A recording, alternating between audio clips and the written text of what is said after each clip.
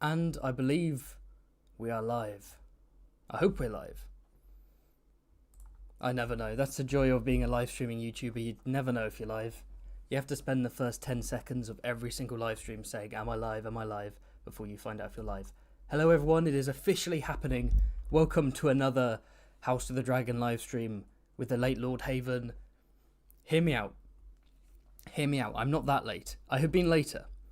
I know I'm technically 27 minutes late, but one time I was 40 minutes late. Okay, so let's calm down. I was once 40 minutes late. Let's not go crazy over here. So today we'll be looking at, well, we'll just be discussing episode 7. I do need to admit something, everyone. I did not, in fact, make it to the live stream with the one, the only Quinn the GM, unfortunately. Feel free, if you haven't watched it already, go onto Quinn's channel, check out his... Why am I wearing my headphones? I'm not listening to anything. There we go. It just feels professional wearing headphones, you know. Anyway, yes, on Quinn the GM's channel, he did a live stream that I was meant to be a part of, discussing episode 7, but I was completely zonked, right? I was completely zoned out.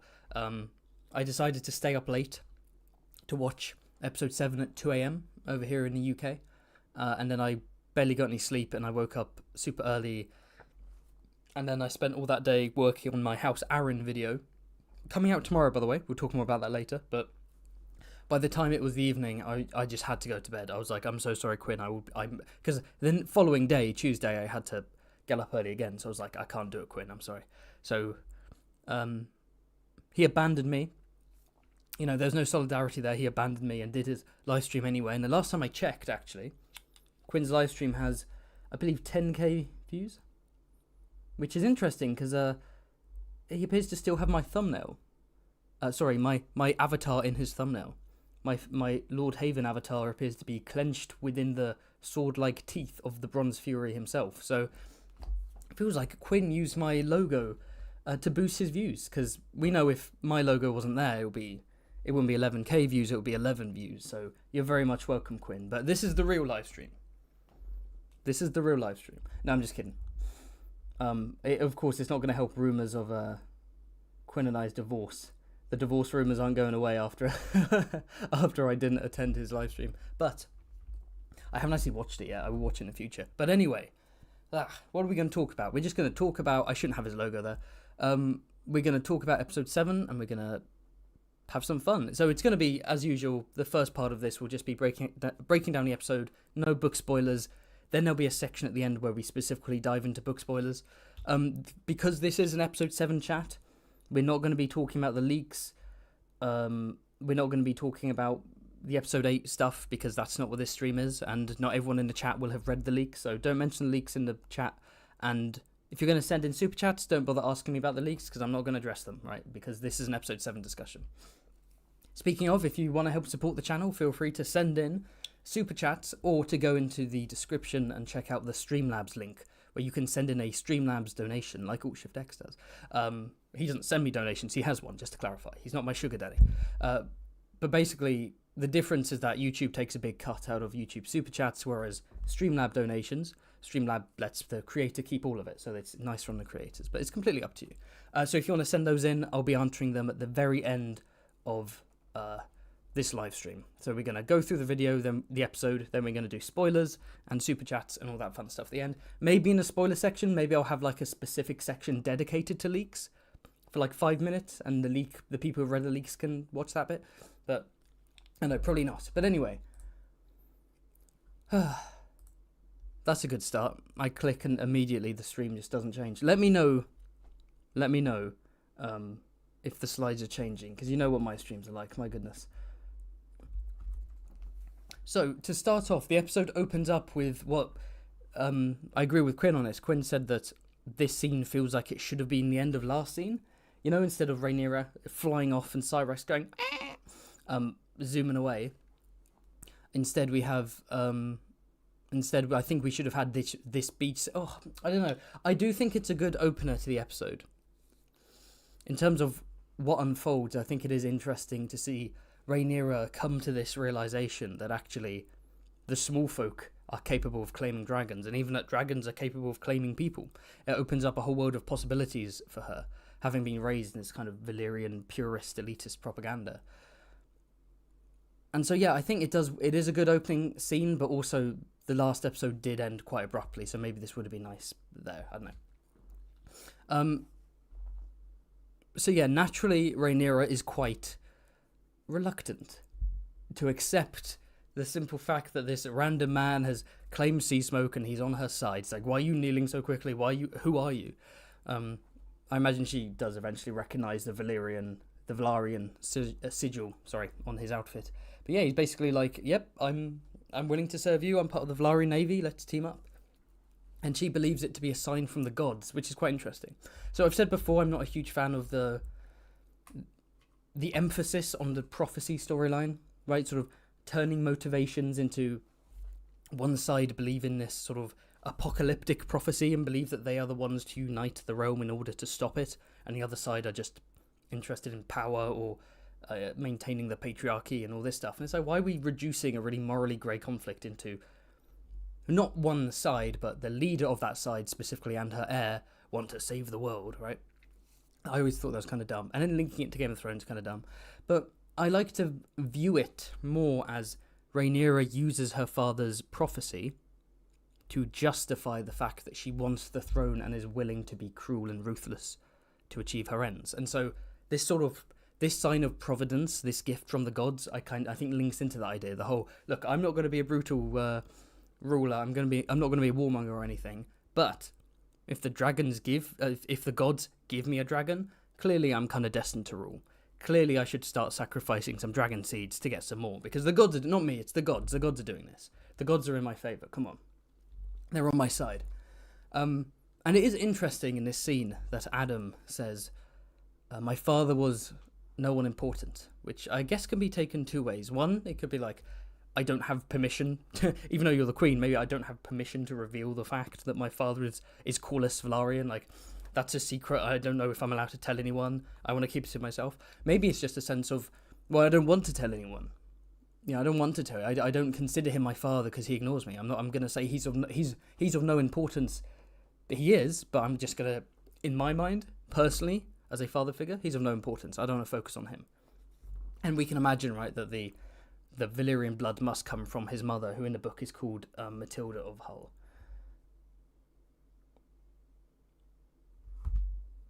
Okay. It's always fun seeing idiots in the chat. How much they pay you. You're becoming a big YouTuber when absolute morons start accusing you of being paid. The classic, you would disagree with me, therefore you are somehow being funded. It's quite an interesting psychological phenomenon there. It's not enough that someone disagrees with you. You need to find a way for their disagreement to be somehow insidious. And so the idea of secret funding comes in. It's not just the wrong opinion, it's a false opinion that's being funded by shadowy forces. That's always fun. Most of the chat are chill though. Most of you guys are great. Look, there's no point spamming discussions about the leaks because I'm just not going to talk about the leaks, so there's no point bringing them up. Let's chat about the episode. And yeah, seeing clips from blurry clips from an episode, or seeing someone describe leaks in text form, it's never going to be as good as what's in the actual episode. Wait until the episode comes out to judge it as a whole. That's what I'm going to do. I'm not going to have very strong opinions on leaks until I've seen the episode and I see the context in which these scenes and these moments have occurred. And if I like them, I'll say I like them. If I dislike them, I'll talk about why I dislike them, and I'll give it a fair showing, and I'll give it a fair review, as I always do. I should have done this as a community post, just to bring it up. There won't be an episode 7 quickie this week because I'm super burned out. I think I've got a bit of ADHD burnout. And it's been a very busy, non-work related week for me. So what I'm going to do is I'm going to push the episode 7 quickie for next week, and I'm going to merge it with episode 8. So I'm going to have, I guess it's not a quickie, it's a longie. I'm going to give you all a longie. You're fed up on my quickies, you're going to have a longie. It's going to be the red sewing and then whatever episode 8 is called, merged together. So that'll be a fun one.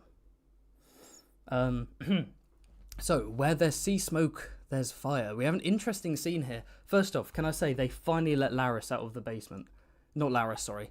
Iron Rod. Well, Larys too, but Iron Rod has literally... He hasn't had a single scene outside of the fucking council room. And we finally see him outside the council room. And now that he's in light and not in shadow, oh look, he's got drip. He's got some blue. Because of course the House Wild sigil is sort of turquoise and yellow, sort of a whirlpool spiral effect. So it looks like he's got some blue, a bit of yellow in there. Very nice. And Larys, of course, has the purple drip. He does seem to be, since he was named Master of Whisperers, he does seem to be dripping out a bit more. He's got the lovely burgundy outfits there. But anyway, yeah, two bitches telling each other exactly. It's a strange scene. We'll talk about what they're looking at, but in a bit. But Iron Rod basically says, yes, my squire's father's cousins, nephews, other cousins twice removed, hairdressers, dog's former owner's mum, has spotted sea smoke flying over Dragonstone. Well, yeah. And why is Iron Rod telling Larys that sea smoke supposedly has a rider? So let's look at some of the reasons. First off, does Iron Rod suddenly have some sort of affinity for Larys? No, he's always spouting out zingers. Last episode when Larys was rejected from the handship, he gave that kind of Shrek smirk. He gave that like, yeah, that's right, bitch. So he doesn't like Larys. I think he has this information and he knows he needs to tell the Master of Whisperers. He doesn't want to tell Aemond himself because he considers Aemond to be dangerous and impulsive, and he's scared of the idea of bringing false information. Like, what if Aemond goes out to search for sea smoke and then King's Landing is attacked in his absence or something? So he's like, okay, I don't want to tell Aemond myself because the source is very vague and I don't want to stir up trouble and it's not my job anyway. So what if I let you do it? And if Aemond gets mad, he's going to get mad at you because I don't like you. I think that's the point of this scene. And Larys basically says, yeah, that's a really weak rumour. I'll look into it, but shut up. And again, that can be taken two ways. So is it that Larys knows about the Dragon Seed plot with his spies and he's deliberately not saying anything because he's sowing chaos and he's letting the war evolve in a crazy way? Maybe he's trying to delegitimize Aemond, make him less powerful because he's doing his own thing with Aegon? Or is it that he genuinely is like, that's too vague, I'm going to look into it, but he just doesn't find out? Because, you know, he's not a Varys. He's not as good as Varys. But maybe this will come back to bite him in the arse. Maybe next episode what we're going to have is Aemond being like, how did you not find out about this Dragon Seed plot? This half the city seems to be working for Rhaenyra, which we'll talk about later. Is a bit silly. But yeah, Larys could get in trouble, which could further push him to be like, Aegon, your brother hates me, he hates you, we need to team up. Come on, get walking, get moving. And then, interestingly enough, we have the A-Goons, as they have been called. On the left, Red Ned Waters, and on the right, Sir Martin Rain. Of course, last episode, the third member of this, of the Three Stooges, the big three, Sir Leon Estamont, was like dragged down and stabbed by the commoners. And some people thought, oh, are all three of them dead? And I thought, it would be weird to kill them all off. But no, Leon was killed, and these two are being sent to the Wall, which opens up a bunch of interesting possibilities. So to begin with, I was watching Preston Jacobs' live stream. It was a good live stream as always, but he said something that kind of confused me, which is he seemed baffled by this scene.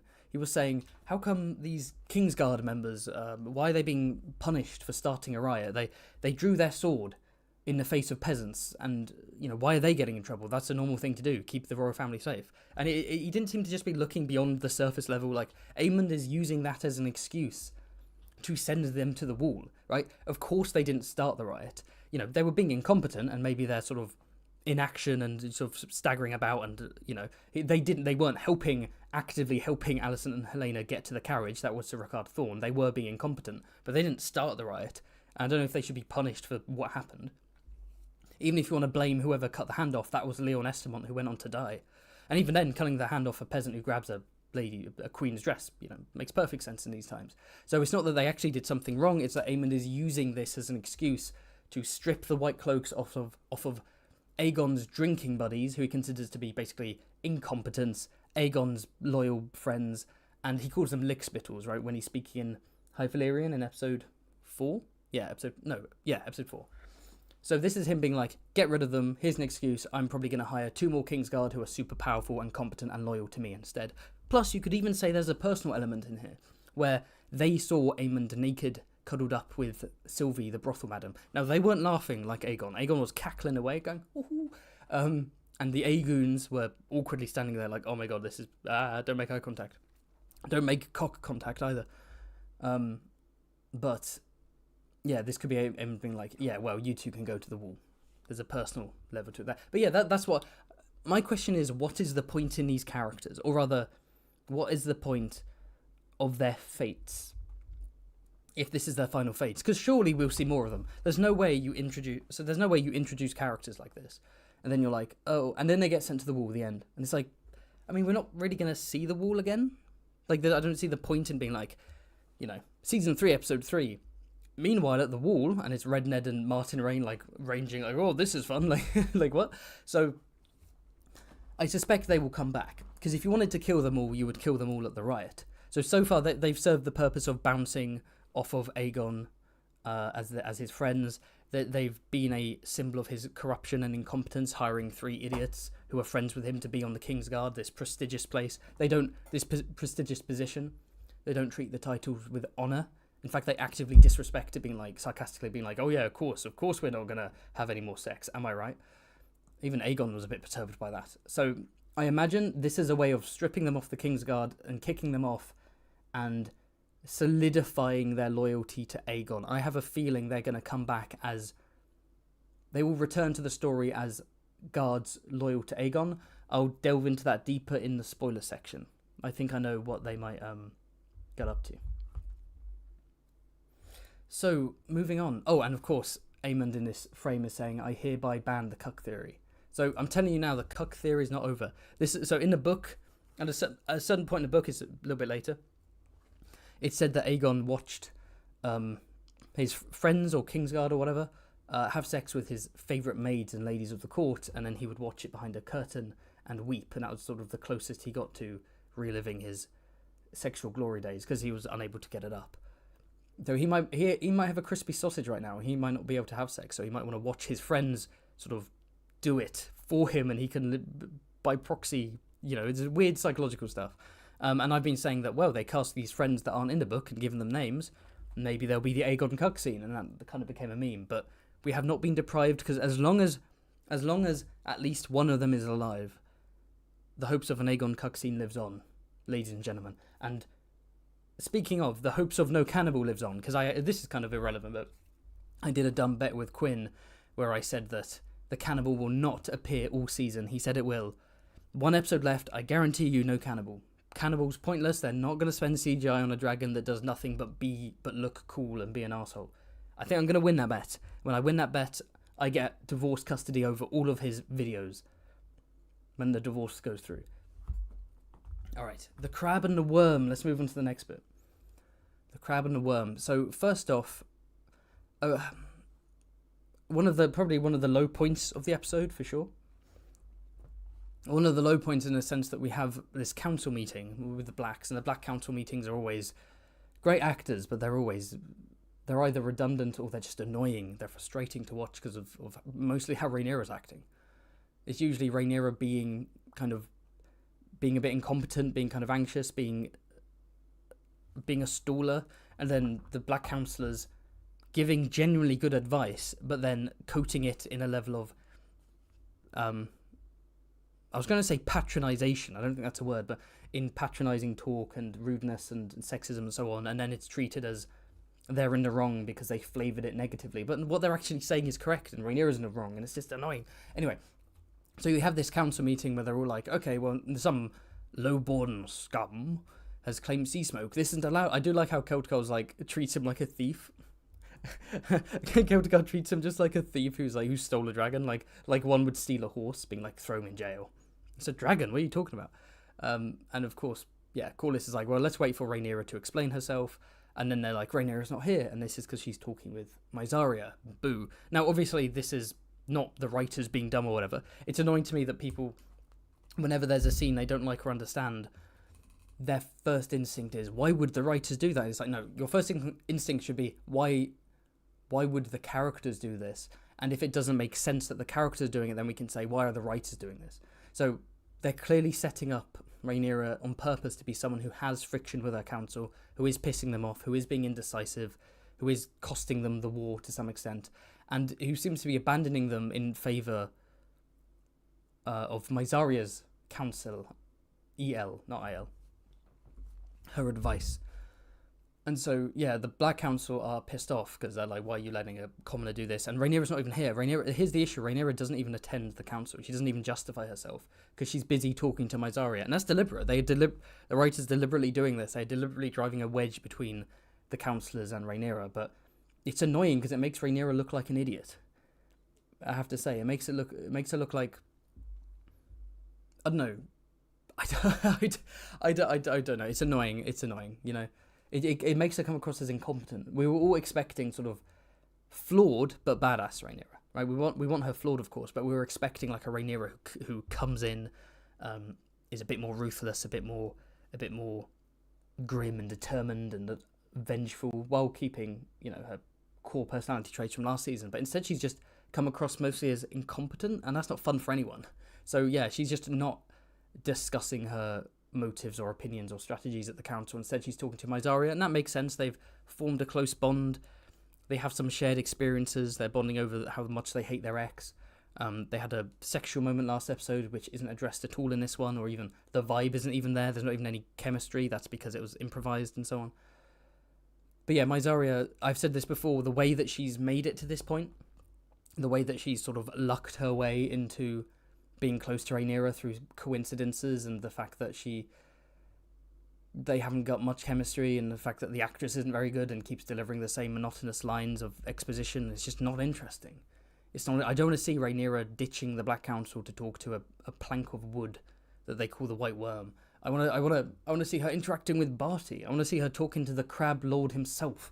And Corlys. Corlys was named. What has Corlys done since being named Hand except look cool? He does look cool. Even it looks cool anyway. It looks even cooler with the hand pin. But what has he done except to look cool and say to Lord Khotgar, "Let's wait a bit." Come on. So yeah, low points of the episode for me. I don't like incompetent Rhaenyra, and I'm so done with Mysaria. Boring character, boring actress, in my opinion. But let's move on to a good scene. This was a very good scene. The Harrenhal scene. We have Lord Oscar Tully versus Prince Daemon Targaryen. Before I move on, I will quickly check the chat because I want to see what people are saying. I'm interested. And a reminder, if you want to send in a super chat to support the channel, ask me a question, throw a theory my way, feel free to do that. Or you can send in a Streamlabs donation too. Link is in the description. Let's have a look. I love how half the chat is the half hour of me being late, and it's everyone just saying different variations of late Lord Haven. I love it. You don't know what Littlefinger mastery I pulled by turning the fact I'm always late into like a branding thing, into like a merch thing that I'm the late Lord Haven. God damn. I still remember the specific person who first called me late Lord Haven, by the way. One of my patrons. Which of Quinn's female relations are you going to marry to make amends with? No, I'm not going to marry any of Quinn's female relations. I'm going to do the Blackwood approach. I'm going to send my men to kidnap his family and burn down his houses and wherever he lives in America, steal his law degree, and I'll force him to join my side.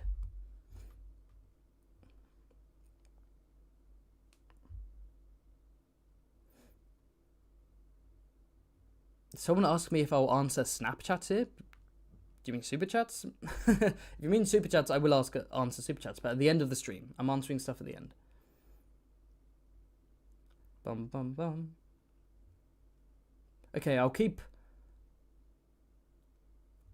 looking through the chat.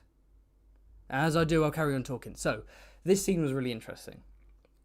We saw Oscar Tully unleashing his power levels. Now, I don't think he was hiding his power levels necessarily. So when we last saw him, he was sort of awkwardly sitting on the chair, and Daemon was invading his personal space, which he likes to do to people. Not as badass when the person he's intimidating is a child, but there we go.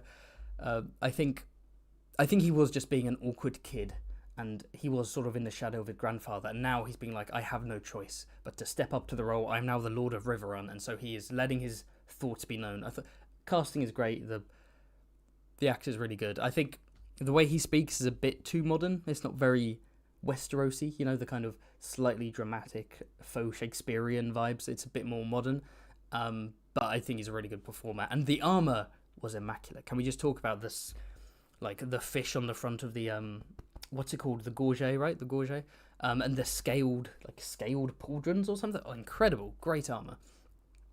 And we'll talk about the Riverlords a bit later. But this overall scene, Oscar standing up to Daemon, basically walking a political tightrope over a bunch of gnashing river piranhas, being like, okay, well, I want the people to rally behind Team Black because my grandfather supported Team Black, and my grandfather bent the knee to King Viserys, and the Riverlands are bound by oaths, and I know that people respect House Tully, so I'm going to go along with my grandfather's oath. However, I know that people don't like this man in particular. Even though he's not Rhaenyra herself, he's an important political figure and ally of Queen Rhaenyra, so he needs his just desserts. And how do you give just desserts to a prince consort? You make him give just desserts to someone else. They make him pass judgment. He who passes sentence shall swing the sword, as the Stark say. So I butchered that one, but never mind. Move on past it. And so they force him to execute Sir Willem Blackwood. So that child in season 1 who stabbed the fat Bracken lad, and afterwards he's sort of gagging, horrifying, traumatic for him. He's grown up to be cruel and jaded and despising his foes, and so he committed all those horrible war crimes at Daemon's rather vague nudging, and now he's punished for it, and it is a punishment for Daemon, who seems kind of reluctant to do it, honestly, because he's like, oh, I told this man to do this and now I have to punish him. But it's a way to show contrition, the way to show justice, that he does believe in justice and he is willing to make amends for his mistakes, and it's a way to, I guess, it appeases the other Riverlords who don't want like septs being soiled on their lands by fellow vassals of the Tullys, but likewise it also appeases the Brackens and the Blackwoods, because the Brackens have just been ravaged and the guy behind it has just been executed, so maybe they can be like, okay, we're even. Not really even, but there we go. I just thought it was a really interesting, tense scene. I always like scenes where like a character unexpectedly steps up to the plate and like gets shit done. And Daemon was on the back foot. Now, there's been talk about how Daemon is a commander of men and military strategist, and that he's kind of spent the whole season doing nothing. He's only plot wise, he hasn't gone anywhere. He's rocked up to the Riverlands. He's fucked up relations with the Riverlords, and then outside of his control, Grover Tully died / was assassinated by Alice Rivers, and maybe also Simon Strong in Tangent working together. And as a result of that, Oscar takes over and then joins Team Black anyway. So you could argue all Daemon had to do was arrive at Harrenhal and literally do nothing for a season, and the outcome would be the same, except they wouldn't hate him. So he's only fucked up. And you could argue, but that, so that could be seen as annoying for his character. But on the other hand, you could say that he's entering new territory. He's used to fighting and commanding in a battle, like in the Stepstones, and he's used to taking charge at Dragonstone. But the Riverland's not really a place he goes to, not really a place he visits. He doesn't quite understand the customs and the culture and the houses. He didn't even know about the Bracken-Blackwood feud. So him sort of being out of his depth is kind of interesting for his character, honestly. And then the visions, I never got bored of the visions. We're probably going to get more, but I enjoyed them. I did enjoy the visions. And I think they did give an insight into his psyche. Again, it's stuff that I think we did kind of know, but it was interesting to see the darkest aspects of his brain reflected back at him. And maybe he's turning into a changed man. He's really trying to find out what his thoughts and feelings are on Rhaenyra, on his brother, on the notion of kingship and the crown and so on. So there's going to be some kind of eventual episode 8 epiphany, I imagine, where he finally goes, presumably, in my opinion, he finally goes, boom, properly bending the knee to Rhaenyra. I'm respecting her as queen. I'm not trying to usurp and basically act as a king regnant in my own right. I'll support her as queen regnant and myself as Prince Regent. Because in the first season it was quite ambiguous as to whether he did want the crown, and even Matt Smith would say in interviews that he doesn't think Daemon wants the crown, he just wants his brother's love, and this season is very much ramming it down our throats. No, he does want the crown. But you can even see his desire for the crown, not having it for the sake of having it, or power for the sake of power. Although I'm sure he likes that too, but mostly him being crowned is like a symbol of his brother's love. It's like a symbol of his brother passing the reins over to him. You are my heir because I love you. And Rhaenyra's the heir now, but you married Rhaenyra and you take over anyway. So it's almost him inheriting his brother's legacy. Yeah, I'm kind of rambling a bit there, but mixed thoughts on Daemon and Harrenhal. I think aesthetically it's been really cool. I have liked the visions. We haven't yet reached that climactic epiphany, but I think we know where it's going. You could argue it has been a bit predictable. You could argue that Daemon messing up with the Riverlords isn't as interesting as him just going to each of these Riverlords and actually bringing them on side. I don't know. But I thought this scene in particular was a good scene for Oscar Tully and for the Riverlords themselves. So let's break down the Riverlords here, because one thing I really like about this season is that it really does emphasize side characters that you wouldn't even imagine would be brought up.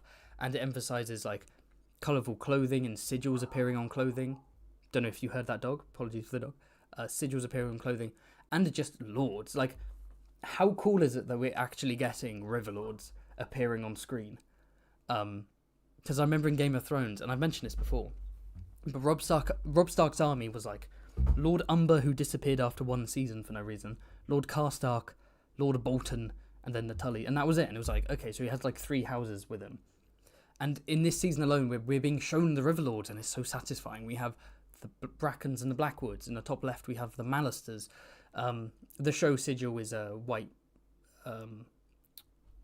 eagle, not falcon, that's Aaron. A white eagle on blue. In the books, it's white on purple. The books are better. The book sigils are better. We have House Darry here. That's Lord Darry, the Black Ploughman on brown. Bottom left, we have House Piper, the Pink Maid, and they're from the Castle Pink Maiden. But the Pink Maiden, dancing in white silk on blue. Although the Pipers are described in the books as being red-headed, I believe, so it's outrageous that they got this salt and pepper motherfucker here. This Targaryen bastard-looking guy to be Lord Piper. Outrageous. And in the bottom right, we have House Mooten, who's the glorious red-bearded man in the previous couple episodes ago, where he's talking to Daemon like, "How dare you, sir?" I was like, now that is a lord right there. That's a lord. House Mooten is the red salmon on white, and it's the gold thingy there. So yeah, it's cool seeing all the Riverlords teaming up, just as side characters.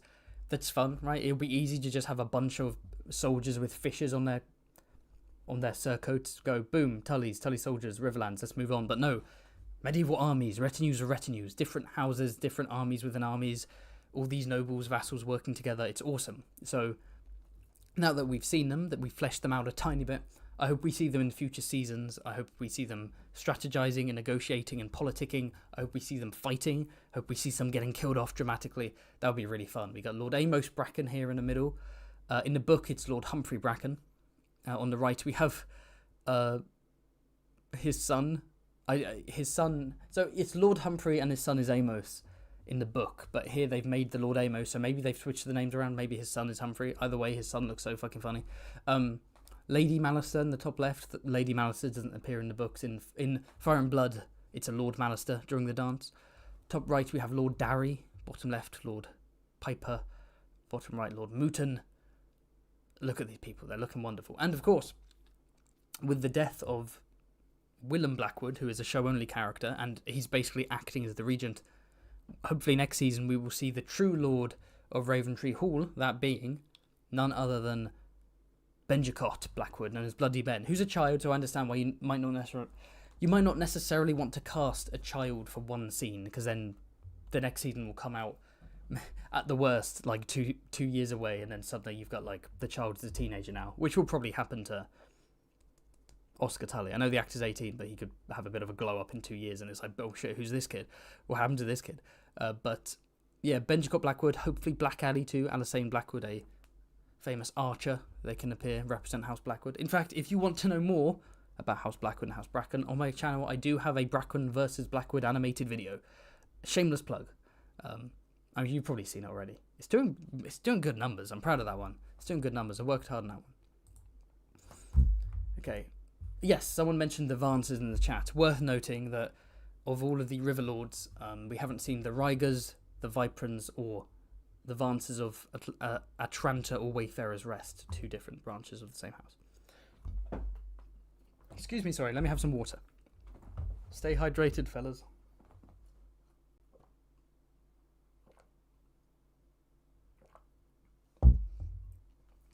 Alright. Yes, I am being funded by big HBO. You know that.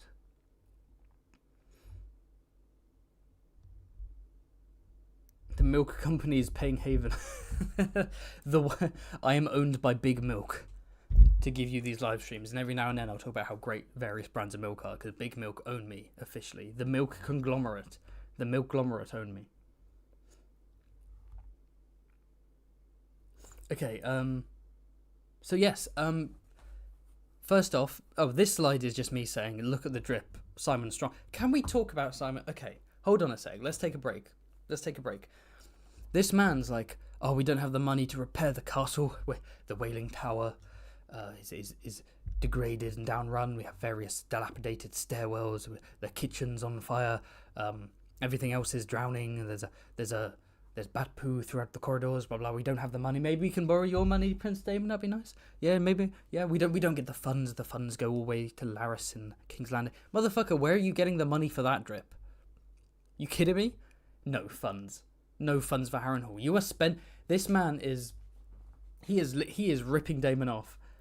He is ripping Daemon off. Daemon's like, fine, I'll get some money to rebuild Harrenhal. The next day, he's like, where'd you get that? He's like, no, I just went shopping. My own money, Like, damn, he looks like a wizard. He looks like a wizard. He looks like a Terry Pratchett-esque wizard. Incredible. I also feel like this scene might have been a reshoot, by the way, because in one of the older, I should have got a screenshot up actually, but in one of the older House of the Dragon trailers, there's that shot of Daemon raising the sword above his head and swiping down, and it looks kind of goofy. And they changed it to one that looks way cooler. And also, Simon looks kind of weird here. I don't know if it's just we've never seen him in light, but it looks like his hair is slightly longer and his beard looks different and the outfit's different, and like, has he lost a bit of weight? I don't know. Either way, Simon looks kind of different in this scene, and so that all makes me think that this was a reshoot of some sort. And of course, on the right we have the cursed George tree. George R. R. Martin finally had a cameo in a HBO Westeros series. And it wasn't a fun cameo, it was his face in the fucking tree. We were deprived of Maester Martin, instead we got half of his face in a weirwood tree that the camera never actually showed, so that's incredibly lame. Like, at least actually show it off with the camera, don't just be like, his face is in the tree and then it's far away in the background where you can't see it. That's genuinely kind of lame.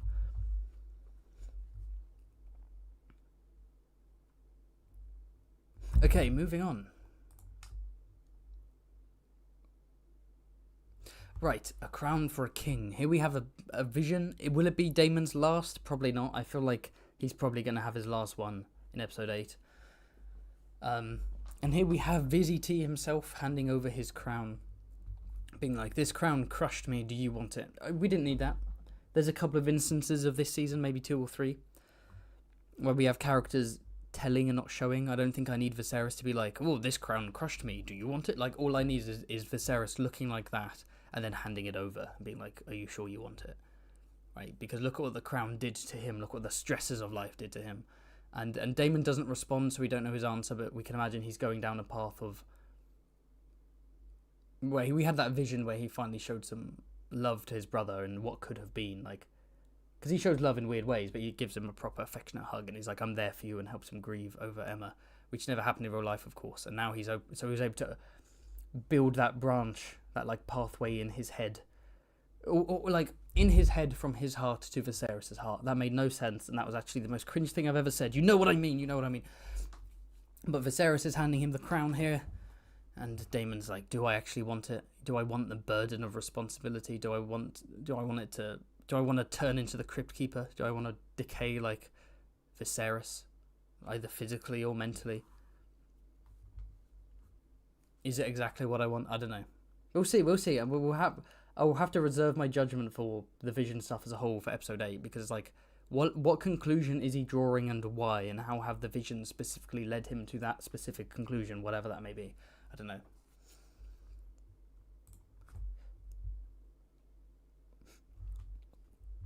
So, King Richard III. The reason I've called this King Richard III is because the actor talked about his role transitioning from Richard II to Richard III, and I talked a bit about this with Quinn the GM in a previous live stream, but we'll run over it now. I think we'll run over it again now. So, for those who don't know, in Shakespeare he has a play called King Richard III. In real life, he was a young king who ended up being supplanted by his uncle, and then, that was Henry IV, and then we had Henry V, and then Henry VI, and then under Henry VI is when the War of the Roses sparked, right? Boom, kicked off. And War of the Roses, one of the many, probably the main inspiration for A Song of Ice and Fire. In the Shakespeare play King Richard II, he is presented as basically a sort of Joffrey light. Joffrey's too extreme, but he is like a sort of teenage tyrant. And there are all these reports of Richard II. You can't trust any of this, right? You don't know how true this stuff is. But people would talk about how he would sit at the throne and hold council or hold court, and he would just spend hours looking at people. And when he looked at them, they had to avert his eyes, and he wouldn't say anything. He would just spend the whole time looking at people, and then he'd leave. Now, I think I'm remembering that right. So he seemed to be sort of a teenager drunk off of power almost, and Shakespeare is not very friendly to him. And so we kind of see Aegon being the young spoilt brat who is kind of messy and incompetent, doing his best because he wants to do what's best, but he doesn't really have the guts for it. He doesn't have the balls for it. He hasn't got the mind for it. Poor man's got executive dysfunction, fiddling with that ADHD fidget ball at the council table, getting drunk, knocking shit off tables like a damn cat. But then we transition from Richard II to Richard II to Richard III. Now, Richard III of York, again, that was basically the very end of the War of the Roses. He ended up being slain by Henry Tudor. We don't know if it was Henry Tudor himself, but Henry VII slew him and then created the House of Tudor and married, and the House of Tudor was descended from the Lancasters through a bastard line, and then the House of, he married a York, and then together they had the Tudor dynasty, and then they merged the War of the Roses, white and red. They merged the red of Lancaster, the white of York, and created the Tudor sigil, which is a white and red rose combined. But Richard III was the last York king, who allegedly, after his older brother died, took his brother's two sons and put them in a tower where they starved to death or were poisoned or were murdered. They disappeared from history, and he became the king. Conveniently, right? And it sort of could be the progenitor of a lot of the evil uncle tropes that we see in fiction, especially like sort of Disney fairy tale stuff, right? The evil uncle who, like Scar, right? Although I know Lion King is Hamlet inspired, but it's all Shakespearean, right? The evil uncle who wants to take things from the just young nephew. And George R. R. Martin plays around with that, where both Tyrion and Stannis clearly have some Richard the Third inspirations in terms of the evil uncle. And let me just clarify something before I go on. The historians have mixed views on King Richard III of York. Some believe he did murder his nephew. Some think there's not enough evidence for that. What we do know is that the concept of him being this evil, twisted villain mostly comes from Shakespeare. So years later, you have Queen Elizabeth I in power, Elizabeth Tudor, who was the daughter of King Henry VIII, right, House Tudor. And William Shakespeare writes a play about King Richard III. Now, of course, the Tudors are descended from the male line, and then through a bastard line there, through the female line. But essentially, they are descended from the Lancasters, and the Yorks are kind of the villains. And Richard III is an enemy of House Tudor, and so he is presented as a villain.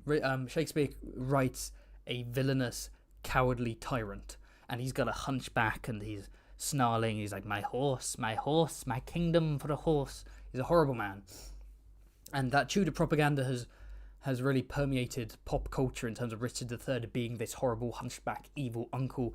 And to go back to A Song of Ice and Fire, Stannis and Tyrion, like I was saying, the evil, twisted uncles. 2, the beautiful, heroic nephews. But of course, the subversion here is obvious. The nephew in question is Joffrey, who, even though he's young and handsome and so on and so forth, he's actually a bastard. He's illegitimate, and he's ugly on the inside. He's a psycho and a tyrant. Stannis is, evil, the Dark Lord, on a volcanic castle with a peasant on one of his shoulders and a red witch on the other. Like, literally an obvious villain from a distance, but we get to know him. And then Tyrion is the other uncle. Instead of being a hunchback, he's a dwarf, and then he goes on to be seen throughout throughout the world as a kinslayer who killed his nephew and his father. He did actually kill his father, so that one's true. But yeah, the Richard III trope, the evil, twisted uncle. Now, bringing it back to Aegon, because I was rambling far too much, Aegon isn't an uncle, so he's not, there's no parallel there with the evil, usurping uncle. But, I mean, well, I suppose he is an uncle in a way, isn't he? He's an uncle to Rhaenyra's children, to Jace. He's kind of the... But anyway, the point here is more that he goes from being Richard II, sort of young, impulsive, incompetent ruler, to Richard III, the twisted, almost pitiful villain. And we just see it in his performance where he is hunched over from the pain and he's moaning and he walks with a limp because he broke his leg and he has like the bald head and the burnt face. Very, of course, very reminiscent of Viserys, right? We have a scene of Viserys, then we move on to his son who looks shockingly like him in terms of one side of his face being horribly deformed and losing hair and the posture and so on. And if Aegon continues to walk, maybe we'll see him with a mask like his father. Maybe we'll see him with the cane. He is going to be a changed man. I think I rambled on a bit too much on this slide. My thoughts are all over the place tonight. But yes, we have Orwyle is helping him to move and walk, and Larys is insisting upon it because clearly he's training Aegon up to be able to be more mobile, right? He's like, I need you to be the king again. I need you to take over from your regent. He's not in a position yet to be king. He wants him back in power so that he can be his hand, basically. He can be his right-hand man. He can gain the power that he is losing due to Aemond thinking he's a toad. So the faster Aegon recovers, the faster Larys can get back in power. And I don't know why Orwyle is taking orders from Larys. Like, why is Orwyle just going along with it? But I guess Larys is insisting, like, we need him to be king again. Am I right? Come on. So yes, the focus on Aegon and Aemond has shifted. We had a big focus on Aegon in the first half of the season. Then since then he's been like locked away and suffering, and Aemond has come to the forefront, which is cool. I like the little switcheroo they've done, but can't wait to see more of Aegon because he has been a treat this season. He's been a delight. So I'll leave the Alicent booty up while I read some of the chat. I gotta catch up again. This is why I need to get a fucking over a year I've been talking about getting a second monitor. I still haven't. Oh, Quinn of GM's in the chat. Hey Quinn. I don't know if he's still in the chat because I'm actually quite far behind, but everyone check out Quinn the GM's channel.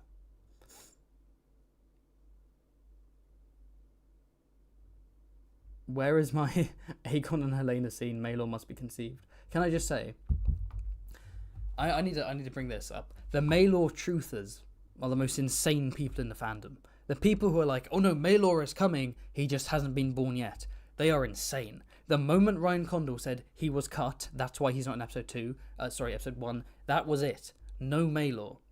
He's gone. The alternative, of course, is that Aegon or Aemond fuck Helena, get her pregnant, we wait 9 months, she then gives birth to the baby, then the baby is... Well, then what happens in the book happens... We're not going to spoil it, but what happens in the book happens to that baby. And then that leads down a series of events that don't really matter. Right? Maelor's existence doesn't really affect things that much. So the idea that we're going to have a whole ass pregnancy and birth just so that baby can have a certain fate so that very few things change. Insane. God damn. It's just the people pretending that they really care about really minor stuff. Like, where's Maelor? As if anyone actually cares about Maelor as a character. Bum. Oh yeah. Okay. So you can see how far behind I am in the chat that I've reached the crab emojis, all the way back with our man Lord Bartimos.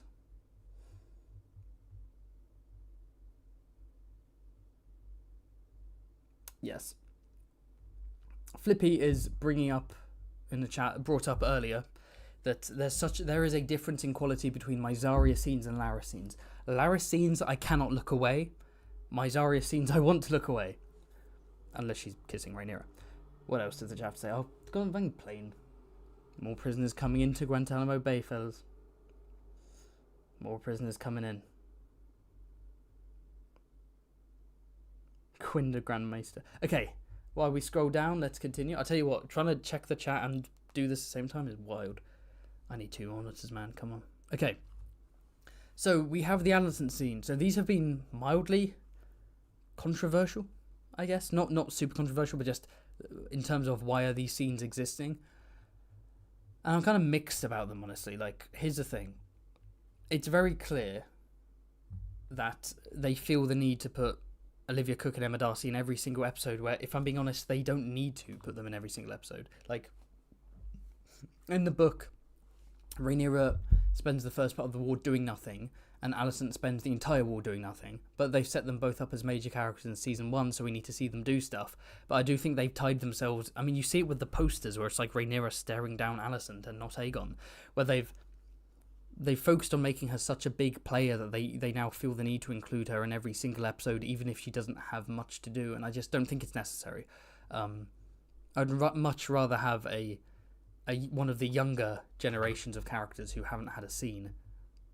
I'd rather have them have more screen time and have more development, even Larys, right, than Alicent kind of doing nothing. I've been fine with her arc this season, as long as it doesn't continue into future seasons. Like, I'm fine with the whole, she's losing power, she's becoming more depressed, everything's slipping away from her, she's realising what dark situation she's fallen into. Yeah, okay, over the course of a season, okay, sure, fine. But season 3, we need something else. I do have my predictions for what the future of a story could be, but I'll save that for another time. But, so, on one hand, yes, these scenes do feel like you needed her to do something, and you didn't know what, and because you're going down a road where she's being excluded from politics, you can't have her be engaged in the political manoeuvring and running King's Landing and helping with the war, right? The narrative has blocked her off from that, so she needs to do something else. And so we have her glamping, basically. She's saying, everything I've worked for, none of it matters. I'm going to take Rickard Thorne, this handsome silver fox, and I'm going to sleep in a tent and spend time in nature, and I'm going to walk into a river and float beautifully and looking at a bird. Of course, the symbolism is obvious. She wants to be free.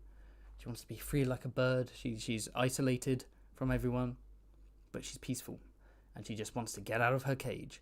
I remember there was some speculation, and even fake leaks, load of fake leaks coming out, that she was going into the river to kill herself, but no, she was just having a lovely float. And of course, directed beautifully, directed wonderfully. I really liked the shots.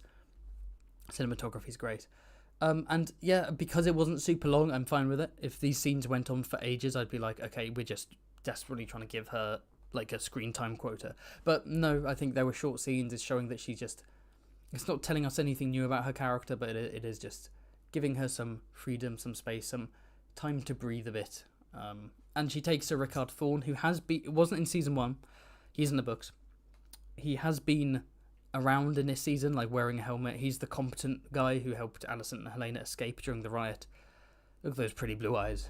And yeah, the fact that he had his helmet off and had some speaking scenes makes me think he's gonna serve a greater role in the future. What role that is, I don't know. Maybe he's gonna get sent to the Night's Watch like the Aegoons, but probably not. What do we think? Okay. Oh, right, someone earlier asked about the Alyssa vision when I was talking about liking Daemon's visions. I didn't dislike the Alyssa vision, no. In terms of what it means for his character. Lots of people misinterpreted it as Daemon having like a weird wet dream about his mother, which it clearly wasn't. It was clearly he is having sex with like a beautiful Targaryen woman who's kind of like a generic template for a Targaryen, telling him how amazing he is and how he deserves the crown. It's kind of like the perfect wife, right, for him, somebody who doesn't talk back. And then at the end, it reveals that that's his mother, who he doesn't know what she looks like. He never met her. So, and he's shocked when she reveals that. Somehow people watch that and I think they didn't quite pick up on it. I don't understand that. I thought it was quite obvious, but there we go. So I think that scene, yeah, it was sort of, wasn't super necessary, but it was more just kind of meant to be a fucked up, weird, twisted dream that's haunting him, right? A nightmare where it starts off as like a sexy dream, but then it turns out to be this person who's praising you as your mother because you have mother issues, because, you know, she died when you were young, etc., etc. It wasn't like it wasn't revealing Daemon is into his mum because Targaryens and incest, am I right? Right, that wasn't the point of that scene. In terms of, you know, saying you didn't like it because you're like, I don't want to see that. I don't want to see someone bang their mum. Obviously, that makes sense. Okay, so, Salt and Sea. Please do a fave dragon poll. I don't want to do a poll because I'm using Streamlabs, and every time I try and do a poll in Streamlabs, the stream crashes. The fact this stream hasn't crashed already is a miracle. So, I'll I don't want to risk. I don't want to risk, honestly. Anyway, right.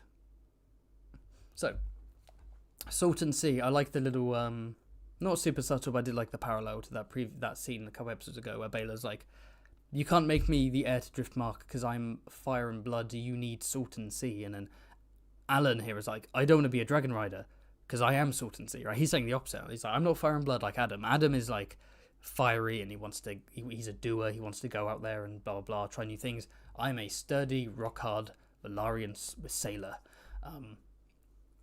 Yeah, I like the look on his face when he's like, "Yeah, your brother's the dragon rider," and he's just like, "Hmm." He did the fucking blinking man gif. He was like, "Excuse me, sir." So yes, interesting. Maybe he should be the heir. Maybe that's what Corlys is thinking right now. But yeah, it looks like Corlys is shopping around for a new dragon rider, right? He's like, all right, listen up. Your brother can ride a dragon. That's pretty good. You're related to him. Do you want a dragon? Now, in the book, he does actually go for a dragon. He actually I can't remember which one, but he tries to claim a dragon and it doesn't work and he burns his ass. So it doesn't go well for him, and he's like, "I'm going to stick to sailing." In the show, they're simplifying it, I guess, because if... We'll talk about the dragon seed scene later, because I feel like Alan could have been a part of that, like in the books, but we'll talk about it later. But yeah, and Alan is charged with the sneaky plot to basically smuggle a message to Elinda Massey in King's Landing, and then smuggle out a bunch of dragon seeds from the city.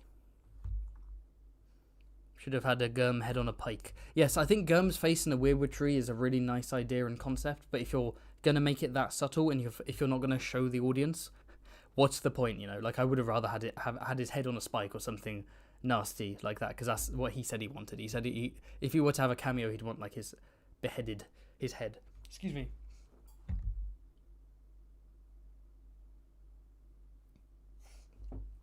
Alright, someone's saying, "Let characters have dialogue so they can express themselves clearly, please. Not everything has to be show, don't tell." No, I agree, not everything has to be show, don't tell. I think what's annoying is when a character says something that is obvious based on the context and based on what we're being given visually. And I think if they say something that explains what we can work out ourselves, it cheapens it somewhat. Like, of course I want Paddy to have dialogue, and Paddy killed it this season. He might even come back for another scene, so I shouldn't act like he hadn't. But,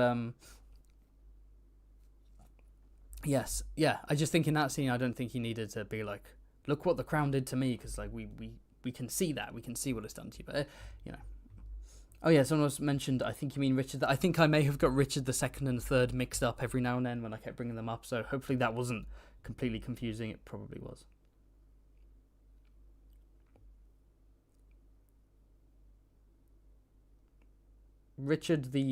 Henry the Sixth was Richard the Second's cousin, not uncle. Ah, yes, thank you for... Yes. Cousin, not uncle, thanks for reminding me.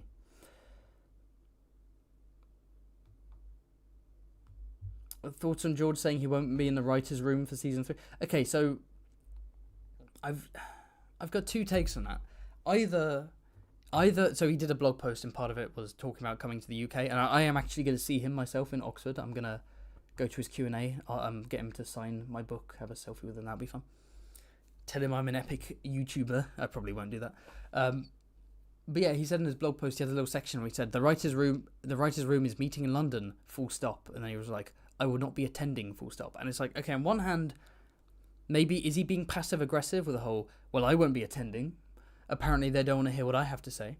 I don't like the show." Because people have got this narrative that Gurm hates the show, even though he literally did an entire blog post saying how much he loved the first 2 episodes. So, like, I imagine he has nuanced opinions on the show because he's not like a Redditor.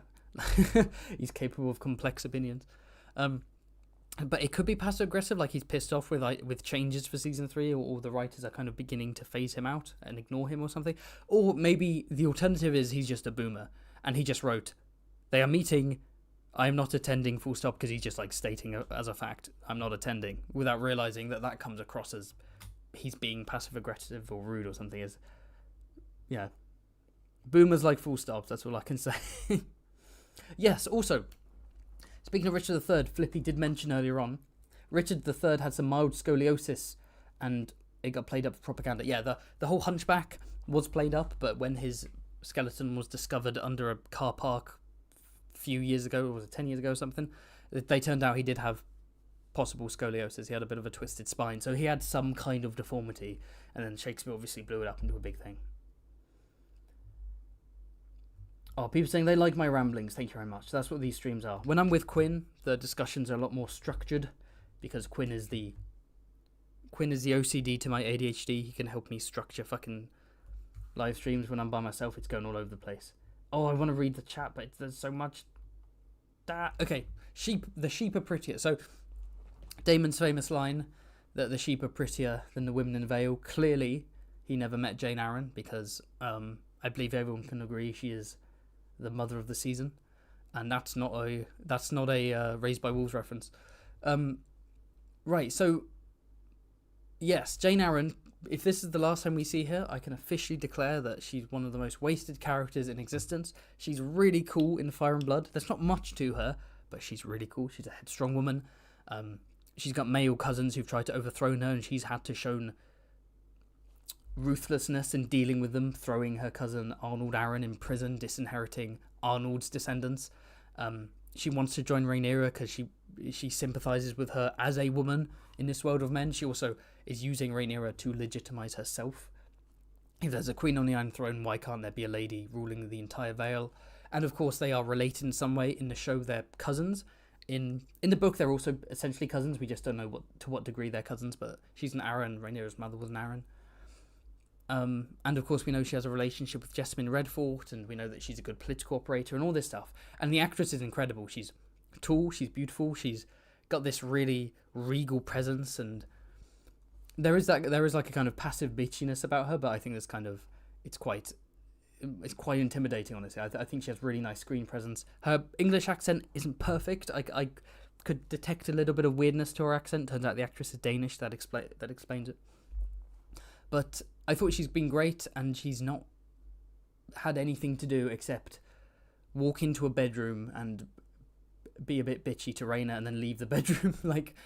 No scene with Jace trying to negotiate with her and persuade her to join Team Black. No Rhaena getting involved in eerie Vale politics. Just her being like, small dragon, that's not fair, goodbye. Come on, man, what a waste. What a waste. If I ever get to interview Ryan Condor, one of my first questions will be, why did you skip Jace going to the Vale and most of him going to the North when that could have easily been half the season? Like, bizarre choice. Anyway, rest in peace, Jane Arryn. You will be missed. Hopefully she comes back in future episodes. And of course, goes without saying, if you want to learn more about the history of House Arryn, and Jane Arryn in particular, what she gets up to in the books, the History of House Arryn is releasing tomorrow. It's an 18-minute video, fully animated. I can barely speak. Fully animated, going through basically the history of this house from the Winged Knight and the Falcon Knight all the way to Sweet Robin himself and Harry the Heir. Centuries of history, lots of fun. The lords, the kings, all that stuff. And then, of course, on the right, we have some burnt sheep. We have some sheeps, poor sheeps. I'm telling you now, whatever dragon is doing this must have some crazy furballs. You know what I'm saying? Just some singed wool. Singed wool coughing out. Anyway. Yeah, Rhaena is abandoning her fucking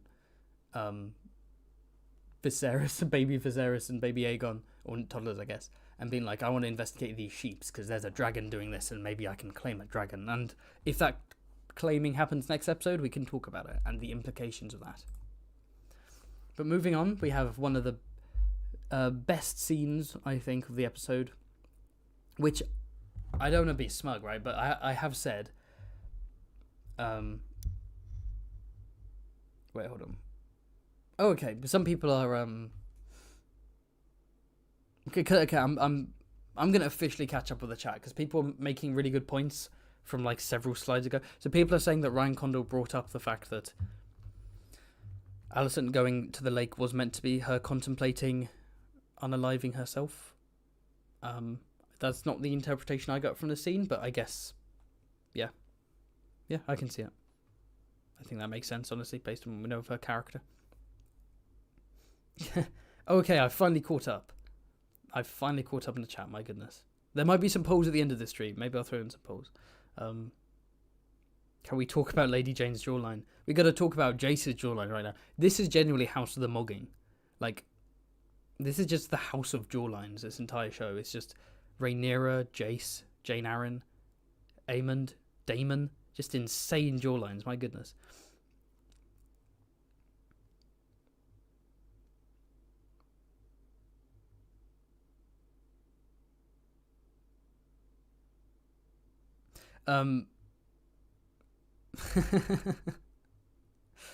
Sorry.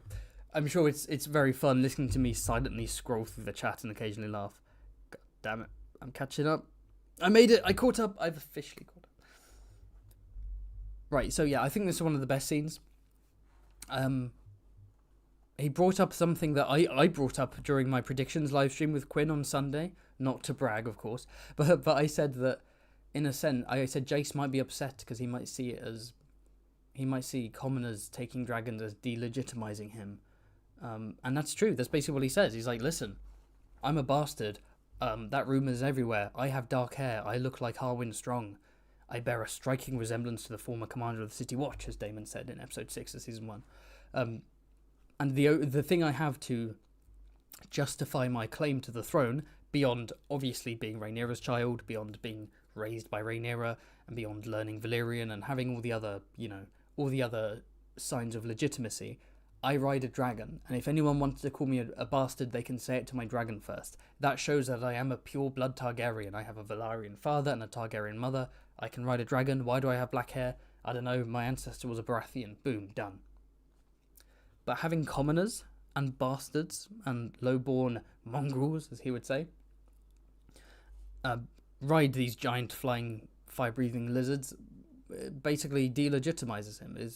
It makes him look weak. It makes his claim look weaker because people can be like, okay, yeah, you have a dragon, but so does Ulf, the shit talker from the tavern. So does a bastard blacksmith of a Targaryen princess whore. Just because you have a dragon, that doesn't mean you're not a bastard. Why should we consider you legitimate? Why should we consider you a legitimate claimant to the throne? So it makes perfect sense to him for him to be so scared about his position, and he's like, this is unfair. He's a good guy, he's an honourable guy. He didn't choose to be a bastard, but his mother chose to sleep with someone with a distinct look, and he's taken after his father. He favours his father in the looks department, and he's finally just saying, I'm not happy about that. This isn't fair on me. It makes it. He is an angsty teen. He's an angsty teenager, and he's insecure, and he's massively projecting. Of course, he calls the commoners mongrels. That's what he thinks about himself. He thinks he's a mongrel, and so he's saying it to a group of people that he's been raised to believe are lesser than him. They have been ordained lesser by the gods, right? The natural hierarchy, small folk. Yeah.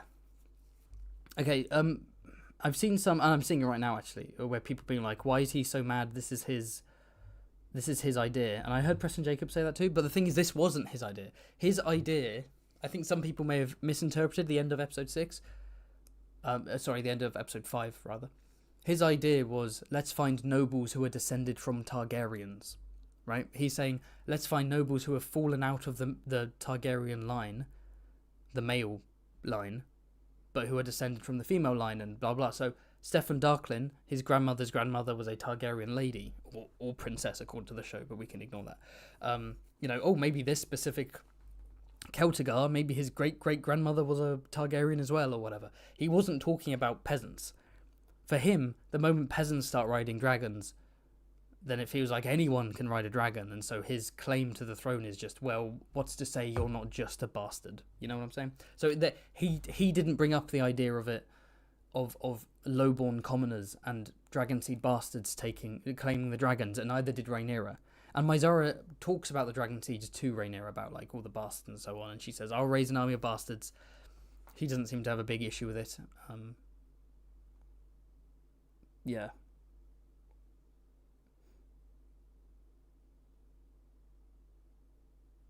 Does it... Jace was going to bring in bastards anyway. Does it matter what level of legitimacy? Oh, well, no, he wasn't going to bring in bastards.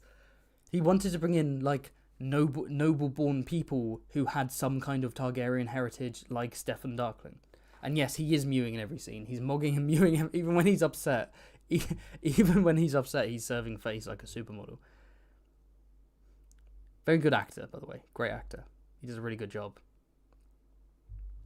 I thought it was a really good scene. Some people seem to be a bit, I don't know, they don't seem to like it. But I thought it was a good scene.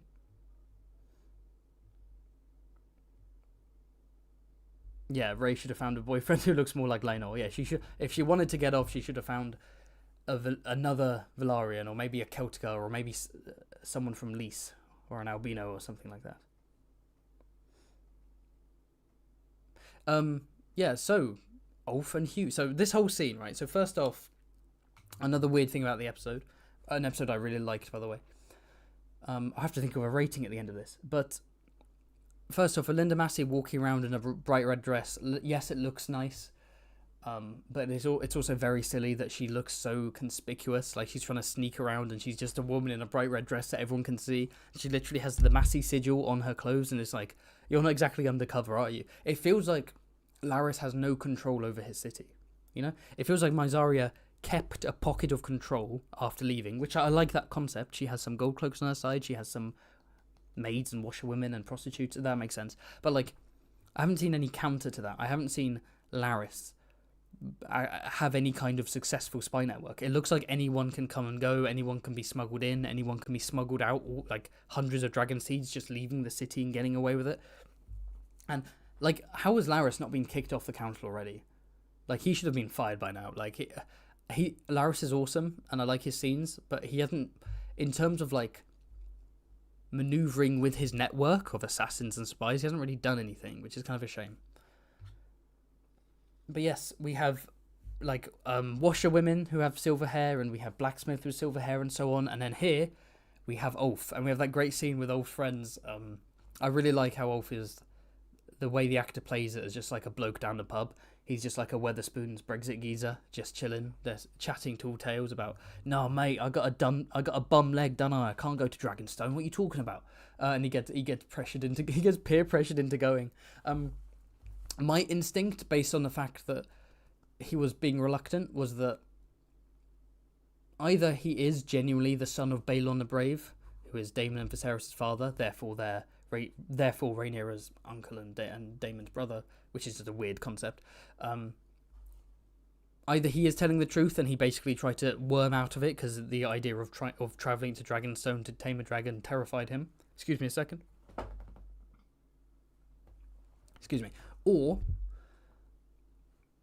he has some kind of vague Valyrian heritage that he doesn't know about and he bullshits. So it could be his mum was like, yeah, your father was a Targaryen, or your grandfather or your great-grandfather was a Targaryen, and Ulf is like, oh shit, yeah, no, my dad's Balon the Brave, and he kind of like exaggerated it and made it a bigger thing than it is. Or he has no Valyrian blood, and they're playing with the idea that like you don't actually need the magic blood to bond with a dragon, which I'm not as big a fan of. I kind of like the idea that my personal headcanon for him so far, more might get revealed, but my personal idea is that he just has some vague Targaryen ancestry that he doesn't know who exactly it is, but he pretends it's Balon because he wants to get attention and he wants people to buy him drinks and he's a raconteur and so on. But someone who's a bit more sincere, of course, is Hugh Hammer. I remember watching this season with someone every week who hasn't read the book, and literally last episode, she said, why's he got such light hair? He's got like silver hair, and I just immediately changed the subject. And then this episode, I was like, oh yeah, that's why. So it turns out that their Hugh and Kat's child has passed away in between episodes, probably, illness compounded by the food shortage and Hugh not being paid, and so he has reasons to hate the regime right now. And so Kat is like, screw this, I'm going to Tumblestone, and she was like, screw this, I'm going to Dragonstone, and he reveals his heritage. Now, I personally said to Quinn that I like the idea of him being Viserys' bastard, like when Viserys was a teen going to brothels. I don't think the age adds up really, so that wouldn't really work out. I just like the idea of him being like the older brother of Rhaenyra. But no, they make him the bastard son of Princess Sarah Targaryen. So for those who don't know, Princess Sarah Targaryen was a very wild, rambunctious rogue of a daughter who was always fucking around metaphorically and literally, to the point when Jaehaerys disowned her and was like, go away, you slut. And she was like, fuck you. And she ended up going to a brothel in Pentos, I believe. Lys or Pentos, I can't remember, but yeah, she became a super powerful prostitute, very wealthy and influential and so on. And Jaehaerys, not Jaehaerys, sorry, Jaehaerys, my bad, King Joe completely disinherited her. And so it's interesting here because Hugh isn't someone, because most Targaryen bastards is from their father's side. It's their father had a child and abandoned them because they don't care. Whereas with this, Hugh was actually the mother who's a Targaryen. The mother was a Targaryen whore. She gave birth to him. She didn't get rid of the baby. She had the resources to drink moon tea, but she clearly wanted him. And he must have been raised in like comfort to some extent. But then for whatever reason, he said, "Screw this. I don't want this. I don't want this life. I don't." He was ashamed of his mother being a prostitute. He was ashamed of maybe growing up in a brothel or something. He went, "I want to travel to King's Landing. I want to leave. And I want to do some honest work." And so he became a blacksmith. I do think that's weird. I do think that's a little bit weird, personally. I really like the idea that he's... I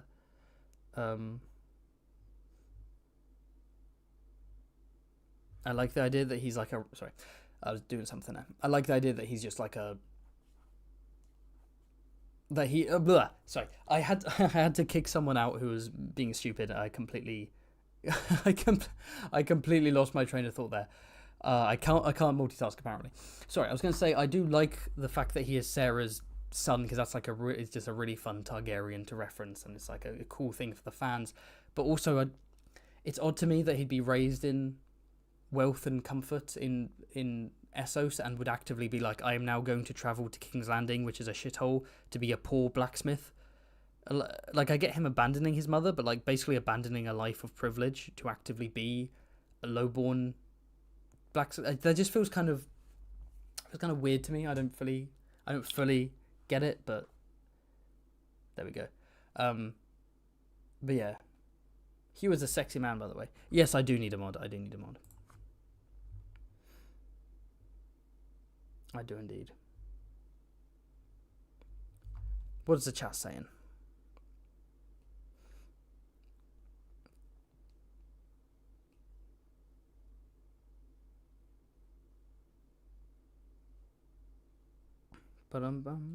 Yeah, someone said their theory is that Ulf's mum told him the story and he never believed it himself until Silvering didn't roast him.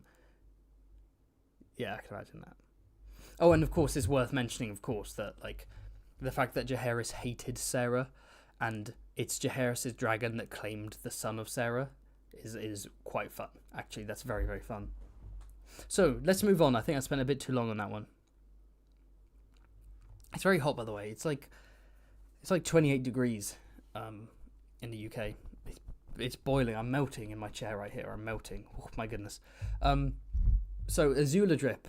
Doesn't she look like Azula from Avatar: The Last Airbender, right? Like, come on, look at that drip. She looks amazing. Rhaenyra looks sexy as hell in this episode. Yes, I really like the Dragon Keepers. In the books, they're just like guards. In this, they're like a proper, like a monk-like monastic Valyrian cult that have been raised to speak Valyrian, and they have shaved heads and they wear monk-like robes, and they talk to the dragons and train the dragons. They don't speak any common tongue. I really like that lore addition. And here they abandon her. They're like, screw this. You had some random Darkland guy try and claim a dragon and he got roasted. We're not going to condone you letting in a bunch of peasants and having them play around with dragons like it's a toy. Fuck you. We're unionizing. We're going on strike. And they march off, which I think is really good.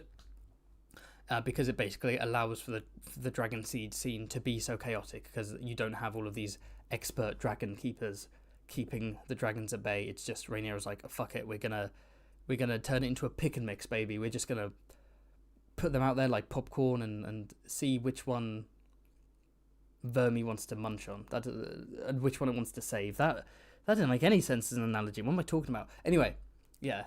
Rhaenyra over there. Some of you may die, but it is a sacrifice I am willing to make. And then we have the Bronze Fury.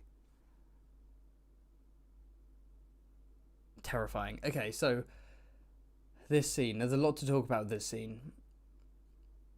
Man, just look at those guards. They're all like lined up to stop people running away. That's insane. Okay, so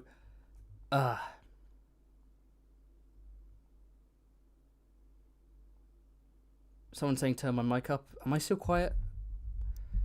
How's my audio? Let me know how my audio is. I apologize. Maybe we should speak up a bit more. Anyway, so in the book, it's one by one. It's like a trial, right? It's like tryouts. You'll have a dragon seed will come in, and will fail to claim a dragon, get roasted, get eaten. So Stefan Darkland takes part in these trials as part of the wider, like in the show he's the first one to go. In the book he's just one of the many people who offer. Also Lord Gorman Massey attempts to claim a dragon. Gorman Massey in the show is on Rhaenyra's council and doesn't claim a dragon, so like clearly there's no issue there. He's not going to try. There must be expanding his character in the show, but in the book he tries to claim a dragon, he's eaten. Silver Dennis is a character. Him and his family try to claim the wild dragon cannibal and they get destroyed. Adam claims a dragon this way in the book. He goes through the usual process. Alan also tries to. His arse gets singed. And I think in terms of like boiling the dragon seed section of the dance into one chaotic bloody scene, or fiery scene rather, makes sense in my opinion. Some people will like the one-on-one, but I think the issue with that is that you kind of, if you drag it out, I think dragging it out is kind of pointless because you kind of know who's going to do it anyway. Like, you have Hugh and Ulf are the only ones we know, so why would it be anyone else, you know? So the fact they're only claiming Vermithor and they keep emphasizing Vermithor was cool because I think it gave the audience a kind of like, oh, all for Hugh, which one's it going to be? And obviously more likely to be Hugh. And so Rhaenyra's thought process here. Oh yeah, so just to clarify, I like all the dragon seeds being together in one section, and Rhaenyra essentially essentially being inspired by Sea Smoke claiming Adam and being like, he will find a bond with someone, he will connect with someone, and he will come up to them. Dragons can seek out humans. Vermithor has been given the Dohairis order, he's been given the serve order, he will find someone to serve, but I'm just going to leave you there and then he'll have to choose which one of you to serve. And because he's the Bronze Fury, he decides to cook most of them and to massacre most of them. And I made a joke, I can't remember if it was Quinn or me who made this joke, but we joked about Vagar killing someone with her big turkey neck, and in this Vermithor literally knocks someone off that platform with the turkey neck. But yeah, I thought this was an incredibly done scene. It was treated, instead of being treated like a bunch of tryouts, it was treated as one big horror scene with this terrifying beast is raging in their cave, spewing fire, burning people, munching people. I like the touch of like Vermithor has someone in his mouth and he drops him because he's not cooked, and then he cooks him. And there's another shot of him eating someone who's on fire, because of course dragons want things burnt, like with Tyrion and Bacon, dragons like their meat burned black before they chomp it down. And I think the one take with Hugh was pretty fucking awesome. Obviously there were obvious edits in there, right? But it looks so good with him just trying to escape, him hiding behind the rock, him shushing the that girl, being like, we gotta get out of here.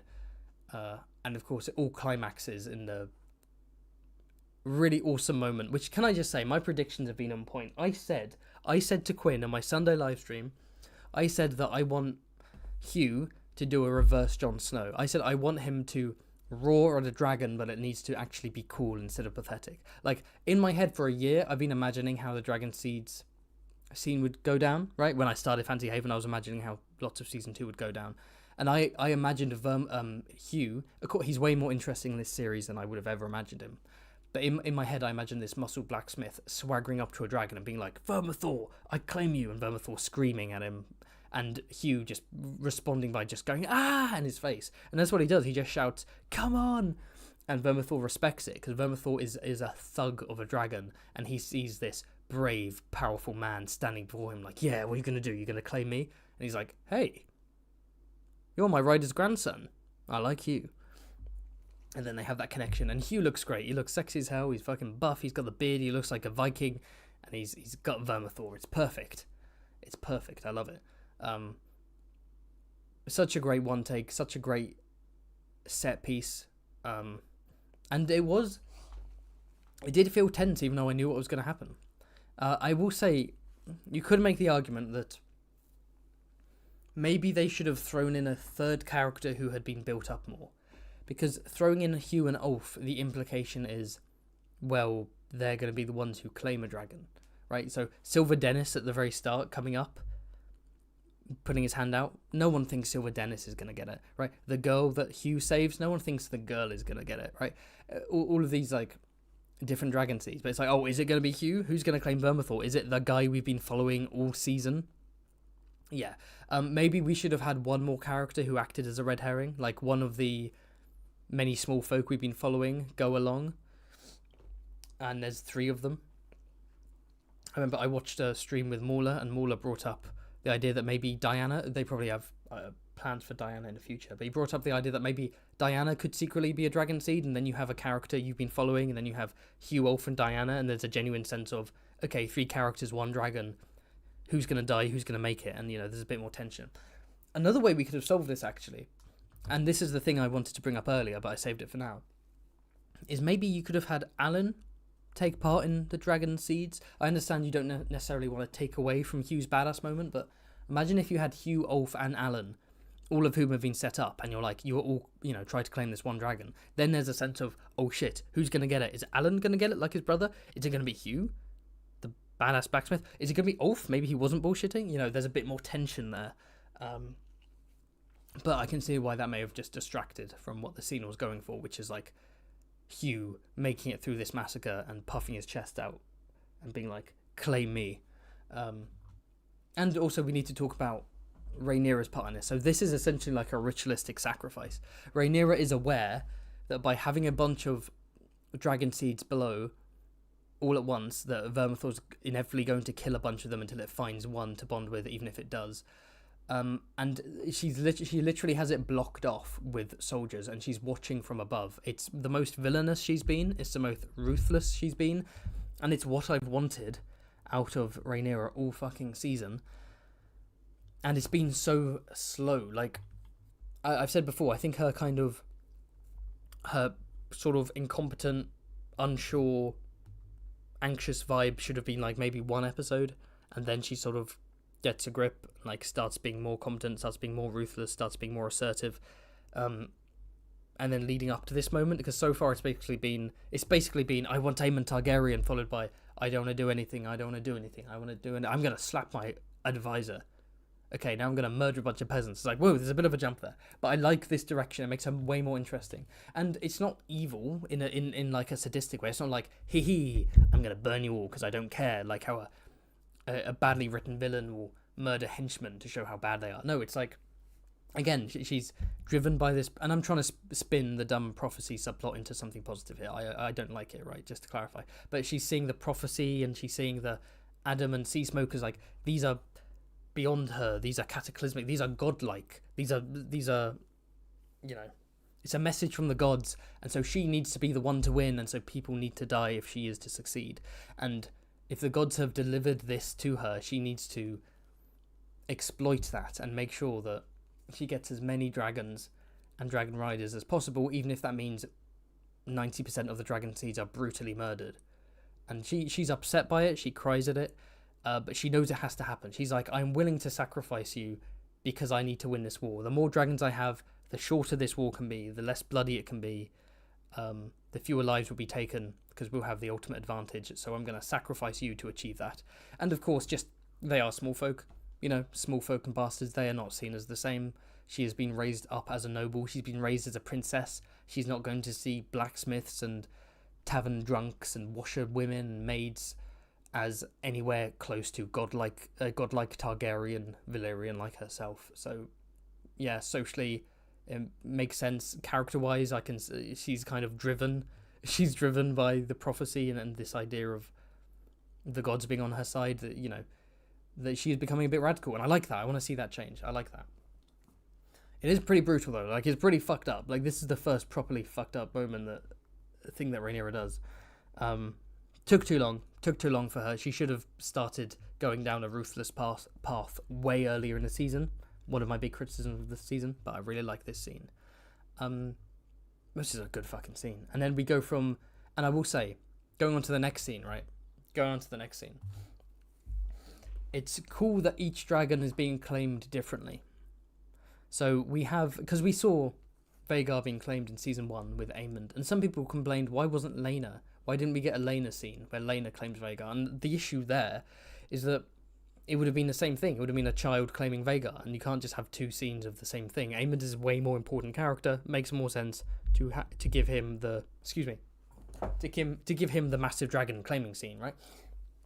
So we have a scene of a kid in season 1 being like, serve me, and then climb on his back, and then going on a joyride, I can show the world, and all that stuff. And then in this season, we've got other stuff. We've got a big massacre followed by someone just screaming, puffing their chest out, showing their might and their strength, and being like, come to me, I'm your rider. Then we have Adam being claimed by a dragon. The dragon chases him down like, I have a bond with you, I feel a connection to you, I want you to ride me. And now we have this, which is a completely new kind of bonding, where the dragon goes, I've just woken up from a nap and there's a really cute goofy guy in front of me, I'm gonna nuzzle him. Oh, look at him falling over, he's so funny. Yeah, I want you to ride me. And Ulf is like, what the fuck is going on? So clearly Ulf does have some Targ blood, but he didn't even do anything. Silverwing wasn't even given any commands, but Silverwing just felt a bond to this man for whatever reason. I should have put that tweet on my fucking slideshow. I tweeted out that that famous tweet that's like, oh, you lifting weights, bro? You going to the gym? That's cool. Where she just let me hit because I'm goofy. And that's what Ulf is. That's what Ulf is saying to Hugh later. She's like, Silverwing let me hit because I'm fucking goofy. I don't need to be a big, strong Viking blacksmith. I can just have to stumble around in dragon eggs and dragon piss. Yeah, I love how he's basically he gives up on life. He's just like, fuck, I'm dead. And Silverwing's like, no, I like you. And he's like, let's fucking go. I love the design of Silverwing, by the way. I turned up the brightness so we could see more of her, but incredible. I love the horns. I love it looks weirdly alien, you know, as in like xenomorph. There's something really creepy, it's terrifying about it. And it's such a great contrast between this like sort of this humble, down to earth, you know, fisherman, basically sailor, being claimed by a dragon, versus this big badass blacksmith who saves a girl's life and roars in the face of a dragon, versus this drunk guy literally stumbling in. I'm telling you, Ulf does have Gliders vibes. I said this on Twitter. Don't tell me you don't agree. Ulf stumbled into this damn cave and accidentally claimed a dragon. I feel like Gliders would do that. He's hiking through the Australian fucking mountains. I don't know if that's a thing. Stumbles into a cave, lands on some eggs. Next thing he knows, taking a joyride over Sydney or whatever. The only Australian city that could come to my mind was Sydney. How cliche. So we go from the Bronze Fury to the Silver Wing. But before we move on to the next slide, I want to see what people have to say, what people are saying in the chat. Let's have a look. Oh, worth saying also, because we're nearing the end of the live stream, if you have any super chats, I'll answer them at the end. If you have any Streamlab donations, donate via the link and I'll answer those at the end as well. It's always fun being a YouTuber, being like, some streams you get like an insane amount of super chats, and then other streams you get 0. And there doesn't really seem to be much of a correlation or any particular like reason for it. It's just...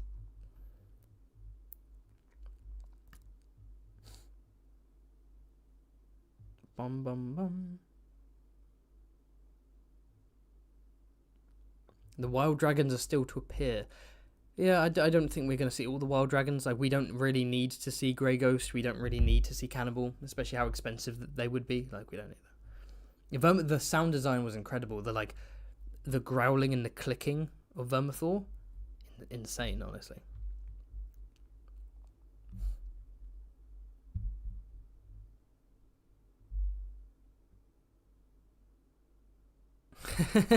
I would say Hugh and Ulf are so much better than their book counterparts. Again, no spoilers yet, we're not in the spoiler section, but in the book, Hugh is just like a big dumb thug. Hugh the Hammer, hard Hugh Hammer. And Ulf is just a sot. He's just a drunk guy with white hair, and that's it. And they've made them both so likable. Hugh is like a brave man, a good family man. Yeah, he can be desperate. He like punches a guy for food, but he also saves a girl here and like potentially tries to like almost sacrifices his life, where he would have died if it weren't for that bond. And then Ulf is just like a really likable drunk bloke down the pub. Just the most unlikely people to ride dragons. Like, imagine people who haven't read the books. I can't imagine like starting the season and seeing like a blacksmith at court, like a random blacksmith talking to Aegon, and then a random drunk guy in a tavern boasting about his heritage and being like, they're going to ride a dragon later this season. Like, finding out what happened to them.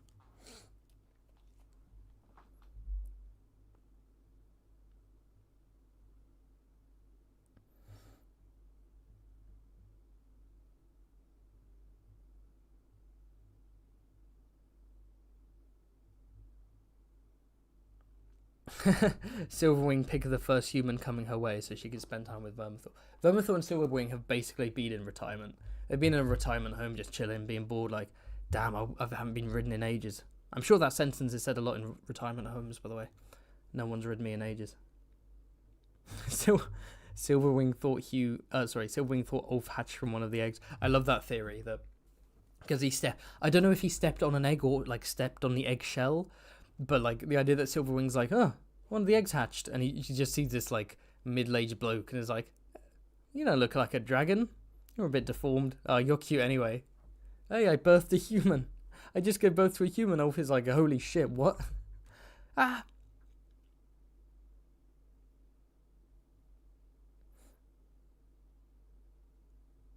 Okay, I'll move on. Yeah. So Ulf goes on a joyride. So is the implication here that this joyride was a deliberate ploy by Rhaenyra? Like a deliberate plot? Or was it just that he did just fucking joyride, and because he's a drunk idiot, he went over King's Landing, and then when he returned to Dragonstone, they were ready? Or was it like... Or was it that Rhaenyra said, I want you to fly over and draw out Vagar and then come back to Dragonstone, and then when Vagar comes close enough, we tag team him, and it's 3 versus 1. Excuse me. I'm not sure what the answer is there. I don't know.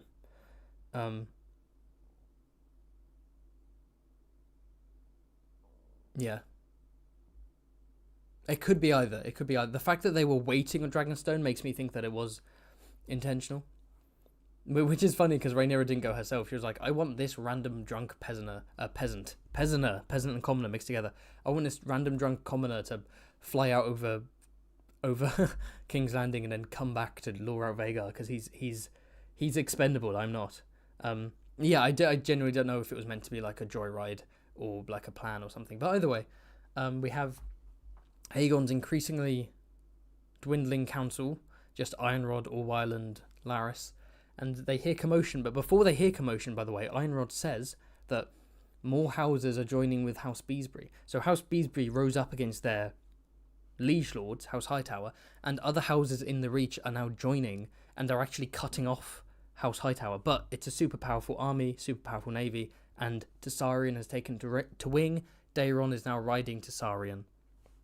So they have the T-Dog himself. I'm never saying that again. But either way, the Reach is in chaos. It's quite similar to the Riverlands, where the Liege Lords doesn't appear to be giving an opinion yet. And House Tyrell haven't really said anything about which side they're on, and so it means that Bannermen are picking their own sides, but not all Bannermen are going to agree. So the Reach is looking messier than we first expected.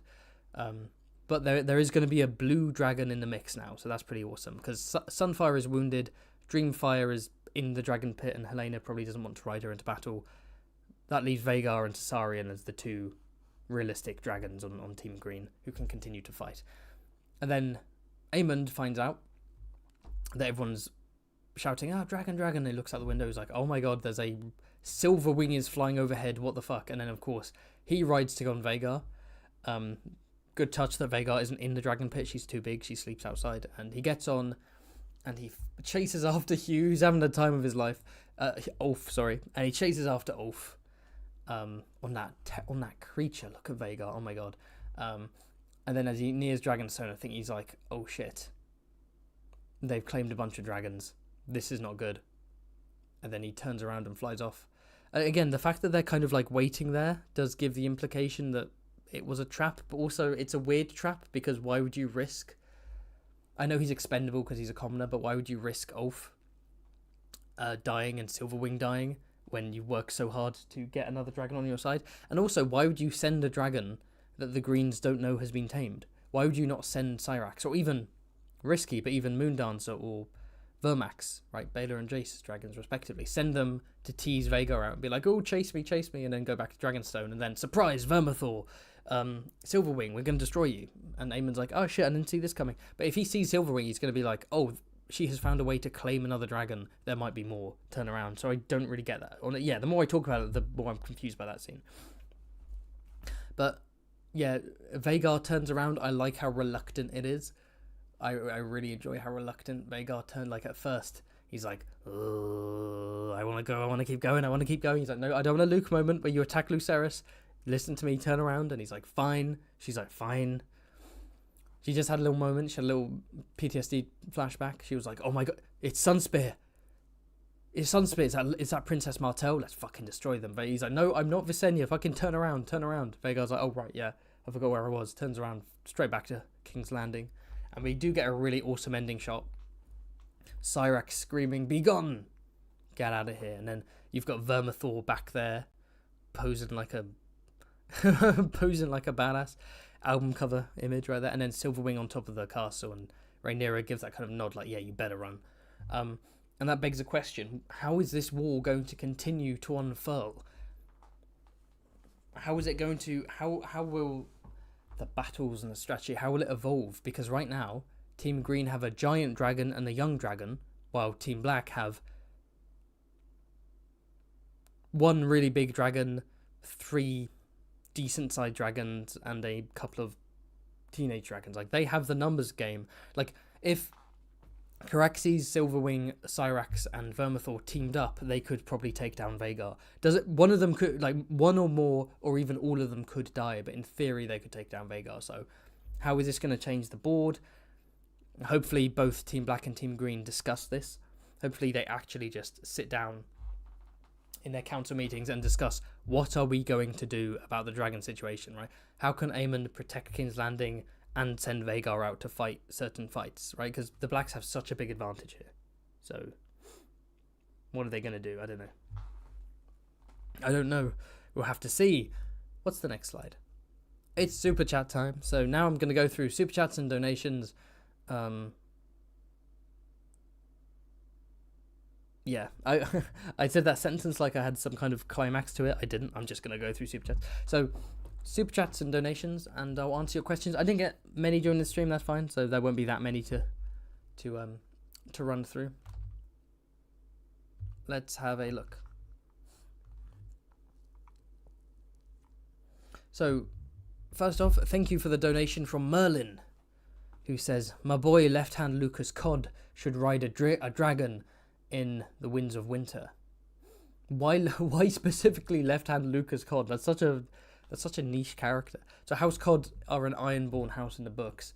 Their sigil's like a white cod on black, and the house words are literally just, though all men do despise us. Oh no, though we are despised. What is it? Though we are despised, or though all men do despise us? I think it's the latter. It's just an ridiculous house words. And left-hand Lucas Cod is just a cod. Just a weird fucking cod. No one likes the cods. They're considered to be weird and inbred and incestuous and whatever. Should left-hand Lucas Cod ride a dragon in the Winds of Winter? You tell me, Merlin. Who would he ride? Who would Lucas Cod ride? Rhaegal or... my mind's actually going blank. Viserion. I think he's a Viserion guy. That's how he strikes me. Okay, thank you for the super chat from Baxter. Thank you, Baxter, who says, thoughts on my personal theory that young Griff is actually an Otheris. Considering how they're also a cadet branch to the Tugs, it's a possibility. So, some of you might be thinking, what the hell is a Otheris? Oh, before I answer that, by the way, I didn't mean to change the slides, but I did. Shameless plug, here's examples of some of my merch if you're interested. We have mugs, like the Late Lord Haven mug, Fancy Haven mug. We got beanies. Look at that model modelling my beanie. There's the Haven logo. Got the Fancy Haven on the t-shirt. I've also got Late Lord Haven on the t-shirt if you want to look like a real prick. I've got a nice hoodie. Comes in all different colours. Pretty good stuff. I've ordered all of this and I own it myself to make sure the quality was good, and the quality is pretty good. Other big YouTubers like Philip DeFranco use Fourth Wall. So yeah, the link's in the description. fancyhavenmerch.com. Some cheeky merch. I need some new merch, actually. It's getting a bit stale. I need some new stuff. I want merch that's just like Iron Rod's face and it just says Darkland Schemes. I just love that phrase so much. I'm going to get it off the screen, though, because it's actually kind of gaudy. There we go. I don't just want my merch up on the screen. God damn. There's only so much shilling that the audience can take. My goodness. Yes, an Otheris. So, the House of Otheris is basically like a cadet branch of the descendants of King Aegon IV, Aegon the Unworthy, and what's her name? How do you pronounce it? Like Belagera? I can't remember. The Black Pearl of Braavos, famous courtesan, and the label Black Pearl is passed down generation to generation, and the OG Black Pearl was the lover of Aegon IV, and he had 3 kids with him, I think. And after he legitimized all his children, they claimed the name Otheris. I'm not sure why, but they did. So you can imagine they're probably sort of like dark-skinned, but silver hair, purple eyes, really cool aesthetic. We don't really know what the Otherises went on to do necessarily, but it's possible that... we know that the current Black Pearl of Braavos is an Otheris. I believe, right? Is that right? The current Black Pearl is a descendant of the original Black Pearl, and she is of House Otheris. I might be mixing stuff up. It's been a while since I've looked at my Aegon IV lore.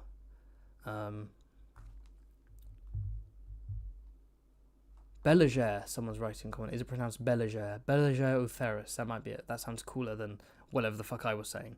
Belagere.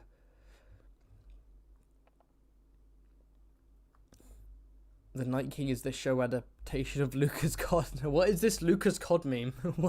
Why?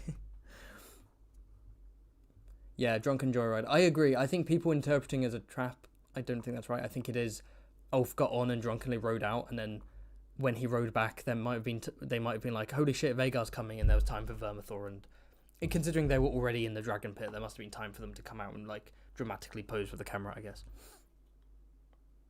Oh, thank you so much, Flippy, for clarifying. So, Aegon IV's mistress was a smuggler and a pirate and a daughter of a Bravosi noble and a Summer Islander, and together, they had a daughter called the Black Pearl? Yes, together they had a daughter called the Black Pearl, and then her descendants keep that title and become courtesans. Okay, yes, thank you for clarifying. Good stuff. I should do a video about Targaryen cadet branches. How would that sound? An animated video going through all of the cadet branches. I wouldn't want to repeat myself too much in terms of Blackfire, but I could talk about Long Waters and Otheris and Bright Flame maybe and stuff like that. Does Iron Rod have a cartoon character yet? Yes, I have a drawing of Iron Rod. I think you can see him in... When would be the last video? Probably the real Viserys, where I show the Green Council. I have Iron Rod in there. I give him the Little House Wild pinning his cloak to his chest. So anyway, to actually answer the question, young Griff being an Otheris. Unlikely. I think the Otherises have not been mentioned enough in either the main series or in complementary books like Fire and Blood, World of Ice and Fire, etc., or Tales of Dunk and Egg. They haven't been mentioned enough to justify a twist like that. Like, haha, he's an Otheris. It's like, okay. The majority of readers will be like, sorry, I don't know what that means, right? Whereas the Blackfires have been set up, so I think it makes more sense for him to either be a Targ or a Blackfire, most likely a Blackfire. And thank you, the last super chat we've got, thank you for the super chat from Jojo1229, who just super chatted $5, didn't say anything. Thank you so much, Jojo, you're a legend. Excuse me, I need some water. Okay. Oh wow, merch, so cool. Whoa, get you a hoodie. Spoilers, time for spoiler talk. So in this section, you can imagine we're going to talk about what this episode means for the future of Hot D based on book spoilers. So if you're not interested in knowing what could happen in the future, if you're not interested in book spoilers, feel free to dip. If you want to send any more super chats, questions, donations, whatever, keep doing it. I'll do one last check at the very end. I like answering your questions and all that stuff. But let's delve into spoilers. So, yeah, let's go scene by scene. Well, not scene by scene, but let's see what we can find. And let's try not to crash the fucking stream like I always do. So, okay, so first off, let's talk about the A-goons. Okay, so I'll just... One more countdown for the spoilers, just to double check. Make sure... Am I going to spoil the leaks? I'm not going to talk about the leaks in this spoiler section, just because not everyone has read them, and some people want a spoiler discussion that isn't related to the leaks. I think it makes more sense to just talk about the episode when it comes out, if I'm being honest. I'm not really interested in doing a leaks live stream. I haven't watched anything. I've looked at some of the leaks. I'm just not super interested in delving into. I want to enjoy the episode as it comes up. So the A-goons getting... Let's go back. Yeah, the A-goons getting decloaked, having their white cloaks torn off and being sent to the Night's Watch. Very, very interesting. It could just be completely random. It could just be we want incompetent people for Aegon to hire, and then we want to show Aemond kicking them out, so that we can kind of show juxtapose these two characters. One of them doesn't know what he's doing. The other one is taking ruling more seriously. But that would be a bit boring, if I'm being honest. My instinct is that inevitably, when we see the fall of King's Landing, which I imagine will be next season, when Larys smuggles Aegon out of the city like he does in the book, that in the book they're with Rickard Thorne. That could still happen because Rickard Thorne has been built up, but I think we're going to see Larys and Aegon in some way help Red Ned and Martin Rain escape, and they will be buddies, and so he'll have his drinking buddies to bounce off of, right? Because otherwise it's like, what's the point in keeping these characters alive if we're not going to see them again? And what's the point in them being members of the Night's Watch, because we're not going to see the Night's Watch again? Because that's... Why would we? What else? In the Riverlands, what's going to happen in the Riverlands? Hopefully, well, it looks like the Riverlords have officially united behind Oscar. Hopefully we can have some more Oscar scenes, more Daemon scenes, show off the Riverlords a bit more, prepare for the future. For what it's worth, even, yeah.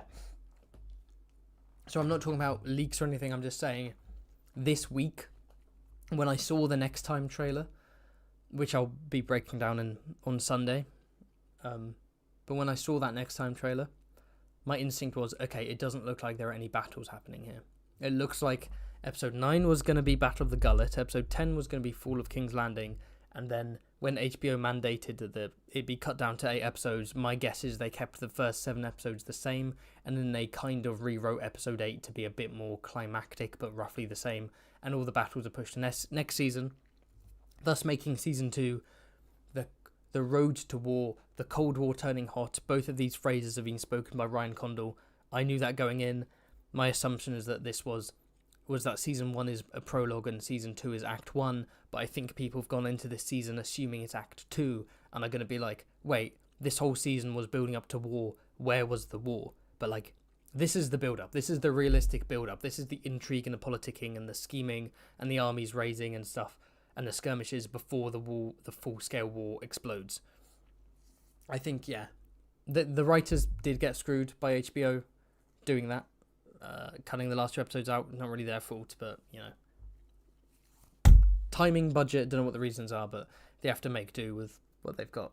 So I imagine season 8 will basically be wrapping up the story and building up for the next season, building up all the battles. And I don't know how the fuck they're going to do season 3, by the way. Like, they've got to do Battle of the Gullet, Fall of King's Landing, Battle of the Honeywine, Battle of the Red Fork, the Fish Feed, Butcher's Ball. I reckon all of that stuff, minimum, needs to be in season 3. How do you do all that stuff? How do you have the budget for that? Obviously, think battles can be merged and battles can happen off screen, and we could do the Bracken Blackwood Burning Mill thing where, like, we see the aftermath or whatever. Like, we don't need to see Red Fork on screen, but I think we do need to see Fish Feed on screen. So it's like, you know, they can jiggle things around. We can hear about Red Fork from a character who's like, guess what happened at the Red Fork? And maybe they can change things around. I've said this before. So, like, instead of Jason Lannister dying at Red Fork, instead he dies at Fish Feed, because it's more climactic and it's better to see his death on screen than off screen if they decide to remove that. But yeah, where was I? I've completely lost my train of thought. What was I talking about?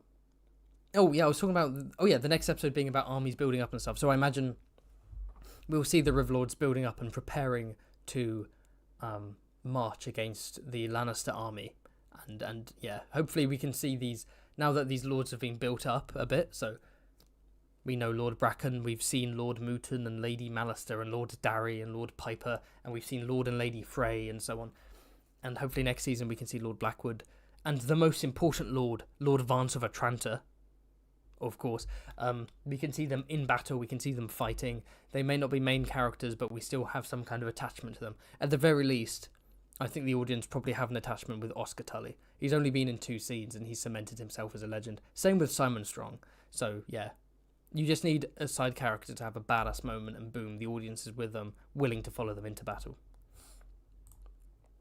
My personal instinct, and again, when the season is over, I'm going to be doing all kind of season 3 prediction live streams with Quinn the GM, right? Because I have a load of cool ideas. But my instinct is that Red Fork and Fish Feed. Red Fork will be off screen. We will see Fish Feed, and Butcher's Ball will probably be like the finale, but it won't be treated as a big budget battle. It will just be seen as a massacre, basically. Like not like a huge war, just a kind of Kristen and the survivors surrounded and massacred. So probably we'll see the last section of Butcher's Ball, maybe.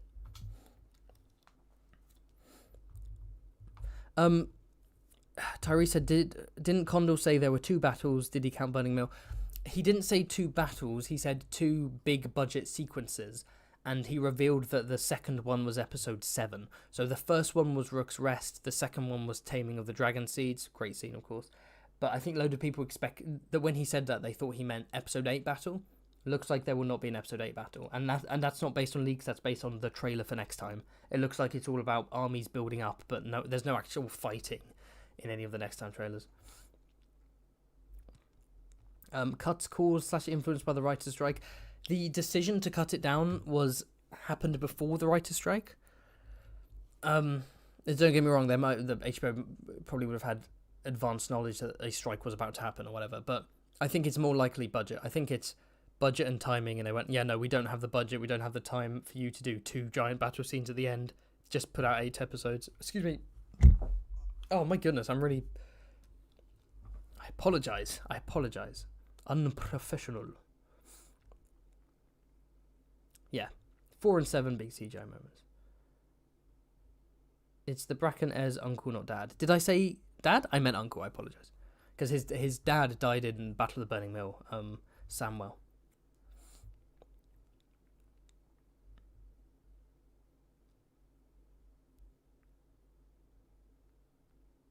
Yeah, Benjicott and Black Alley better be here next time, someone says. I hope so. I want to see Benjicott, and I want to see Black Alley, and I want to see Black Alley fighting in battle with a bow and arrow while her lover Sabbatha Frey fights with a sword, and then they fucking bang in a tent. Like, I want to see the stuff that I want to see. The fact that they really have gone out of their way, and I feel like they don't get enough credit for this, but showing off side characters that you could imagine in the main Game of Thrones series would have been merged or would have been cut. They've barely done any cuts, just to clarify. The biggest is Nettles, yes. But other than Nettles, which major character have they cut? Maelor? No one gives a fuck about Maelor.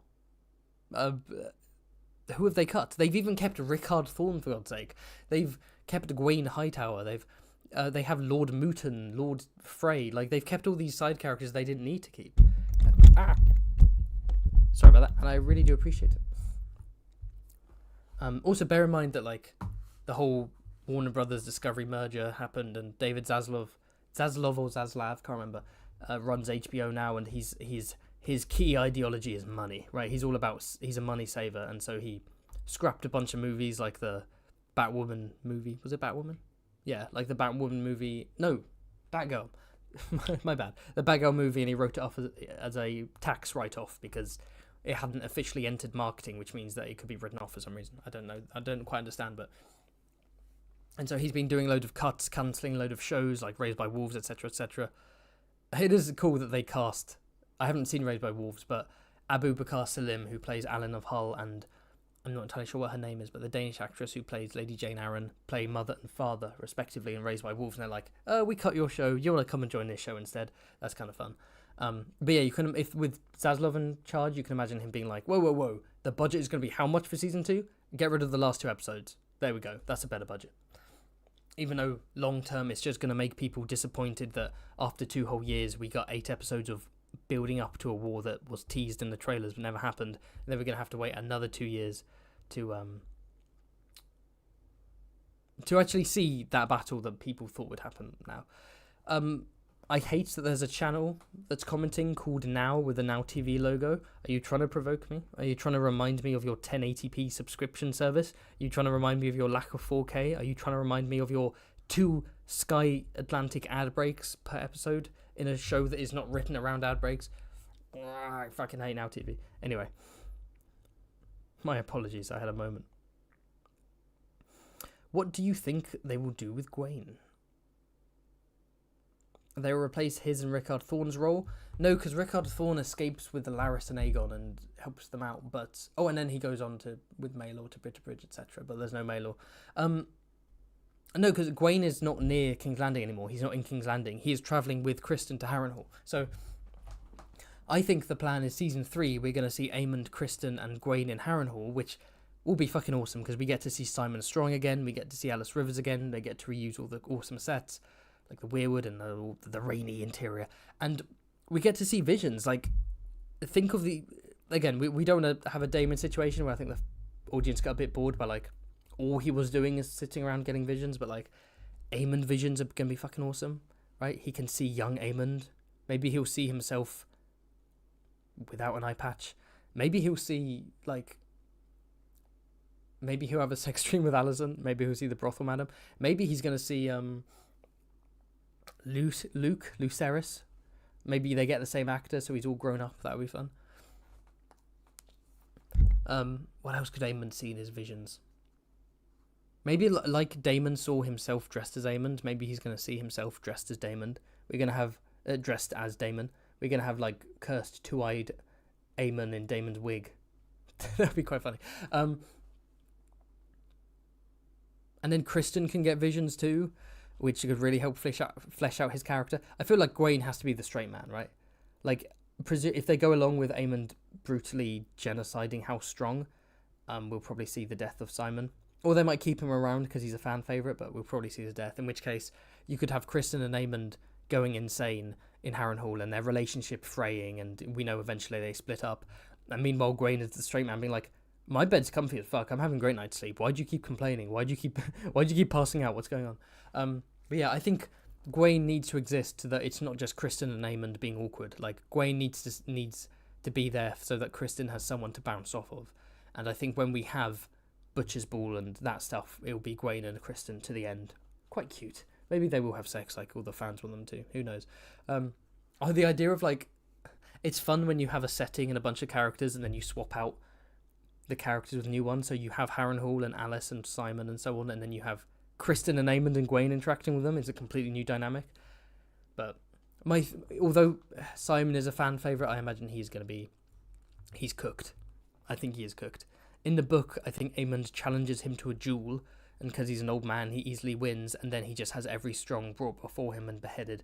I imagine they'll try to adapt that, where maybe Simon's like, are you going to cut down an old man unarmed? And Aemond's going to be like, fucking fight me then, and then cut him to pieces. And I think the whole, like, beheading every single strong one by one would take fucking ages, and is quite intense, but I feel like they might do the TV thing where they condense it into one big budget scene. They might just have Vagar like roast every single strong gathered in a courtyard or something like that.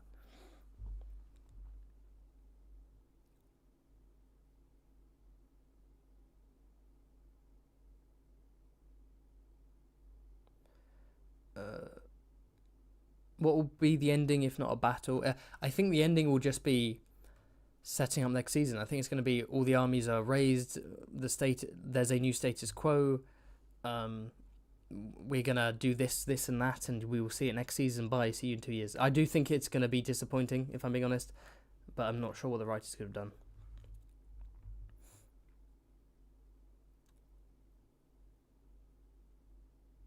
I'll tell you, I've said that the next time trailers seem to be showing Tessarion, which is fucking awesome. I guarantee we're not going to see Daeron. He's going to just be a figure on a dragon, because there's no point having him for one scene and then he comes back 2 years later aged up. But they better have Daeron, better have fucking silver hair. If Daeron has Kristen Cole hair, I'm gonna be so mad. Oh, there were lots of fake leaks. There've been real leaks and fake leaks this whole season. One of them was that Daeron was gonna appear and he's being played by a 25-year-old like Middle Eastern actor, and he's going to be Kristen Cole's bastard son. And then it was revealed the next episode that he's 16, and those leaks suddenly vanished. It's like, interesting.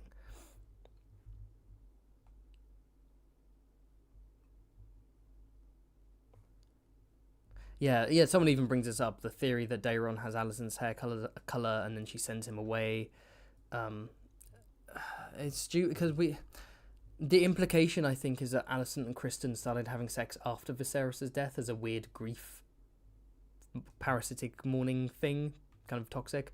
And also, Alicent being so obsessed with Rhaenyra having bastards is important to her character, and her being like, they're so obviously bastards. And then her, oh, whoops, I was a hypocrite the whole time. Cause, like, it would feel retconning. It would feel so retconning. And it already feels retconning in the first place because they don't mention him for a whole fucking season, and they suddenly mention him now. So like, Kristen and Gwaine bang, and he calls him Alicent halfway through. My goodness. What about Jane Arryn replacing the Mutons in future events? What do the Mutons do? Oh, Daemon stays at Maidenpool, doesn't he, with the Nettles? So, okay. So I'll say this. I'll talk more. So my instincts are that Rhaena will probably claim the dragon next episode, but if she doesn't, and the door is open for Nettles, I might talk about this more in prediction streams with Quinn in the future, but I could see them seeing the fan backlash, introducing Nettles, having Rhaena help Nettles tame Sheepstealer, and then Rhaena continues to be a political player like Sansa and the Vale in the books, which we were deprived of by D&D and Game of Thrones. We could see Rhaena as a political operative with Nettles as her lowborn friend like Maya Stone, but she is on a dragon, and the dragon defends the Eyrie. And maybe we could have Daemon instead of Maidenpool. We have the Eyrie. Yeah, I can see that. I'm looking forward to the inevitable backlash of people being like, "Why is the season ending without a battle?" Yeah. There we go.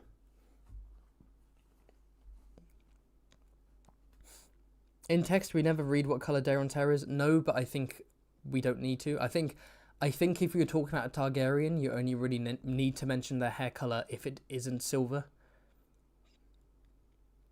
Like, the implication is that, of course, it's going to be silver.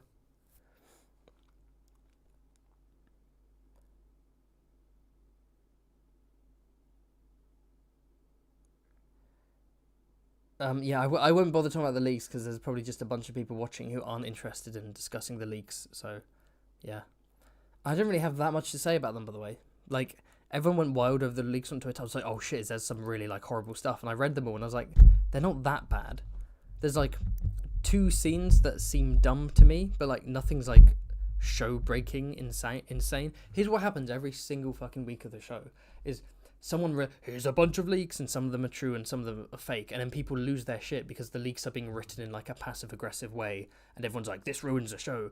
And then you watch the episode and the leaks that turn out to be true, like, the scene makes sense within the context of the episode and is delivered well, and maybe at some point it's awkward, maybe it's not the best thing ever, but like, it's fine. It's just when you extract it out of its context and plaster it on Reddit and be sassy about it, then everyone goes, this is the worst thing ever, and then you watch it and you're like, actually this is fine, right?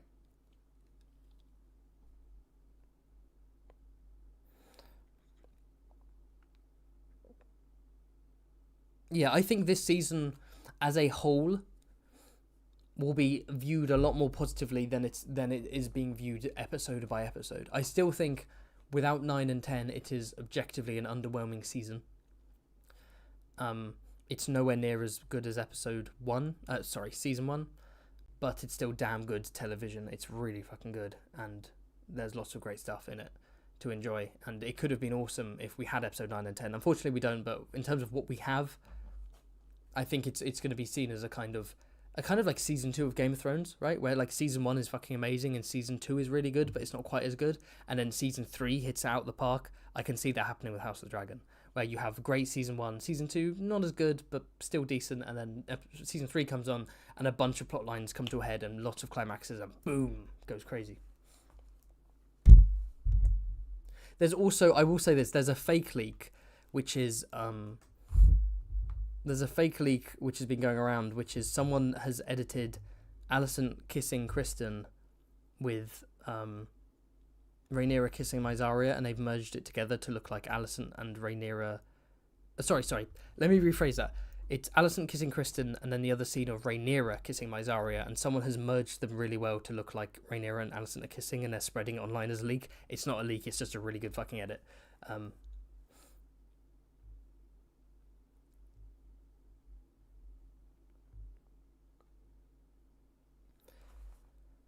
But yeah, like I said, there's no point talking about a bunch of leaks being like, how could it, because I haven't seen it in the context of the episode. Once I see it in the context of the episode, I'll see what's good, what's bad, and I'll talk about it. I was convinced most of the season that we were going to see the fall of King's Landing, and then when I saw that trailer, I was like, oh shit, yeah, we're not seeing it, are we? We're not seeing any battles. Oh boy. What else can I talk about?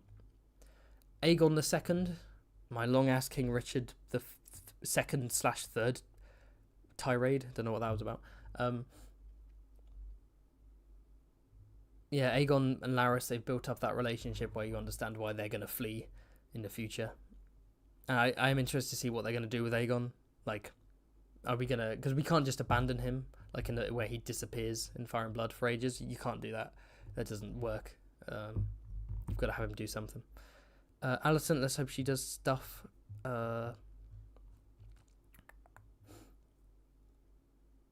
We better see Jane Arryn again.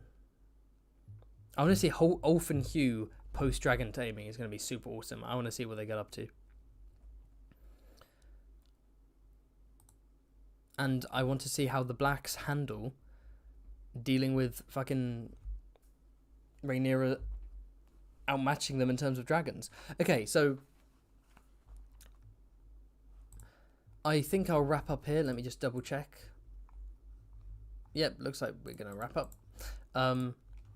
Thanks so much for watching. I'll be doing my usual like Patreon episode watch along and Patreon live stream. I'm delaying till Saturday, so for my Patreon that's going to be this Saturday because I've got lots going on. I'm going to be seeing George R. R. Martin on Friday in Oxford. That's fucking awesome. On Sunday I'll be doing my predictions live stream with Quinn the GM. On Monday after the episode, of course, we'll be doing a episode breakdown. Next week I'm going to be doing an episode 7 and 8 quickie, a longie, talking about both episodes together, and then I might do like a season retrospective, and then after that I'm going to take a break because I'm super burnt out by Hot D, and then I'll come back with a vengeance with some unexpected videos. Oh, and I nearly forgot to mention, tomorrow the History of House Aaron is coming out, the animated History of House Aaron coming out 8 p.m. British time, so that's, what's that in Eastern time in America? That's fucking like 3 p.m. I think. So get hyped for that one, lots of fun. Everyone's spamming polls in the chat. You don't need polls. You don't need polls. If I launch a poll, the stream will genuinely crash. I'm telling you now, it's gonna crash. Fine, I will launch one poll. What do you want the poll to be? What? Tell me. What do you want the poll to be? What shall I ask the people?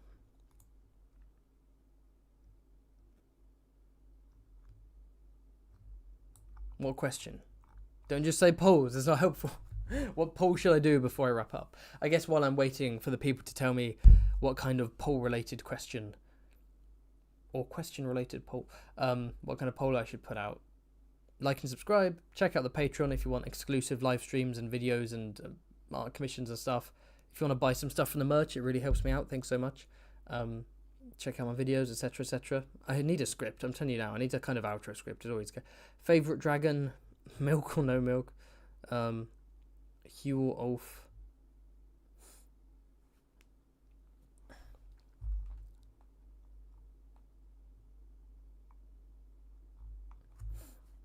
The cold poll. House Cod or House Frey? Ugh, god damn it. I have the weirdest fans. Why do I have a specific, like, COD stand? That's so specific. No fandom has anything this specific. Best Dragon Seed. Let's do Best Dragon Seed. We'll do best dragon seed in the show specifically, not in the books. We'll do show dragon seeds. Best show dragon seed. We'll let that go for a couple of minutes and then we'll end the stream. So fun little poll at the end. Let's hope he doesn't fucking crash. So Ulf the grey, not the white.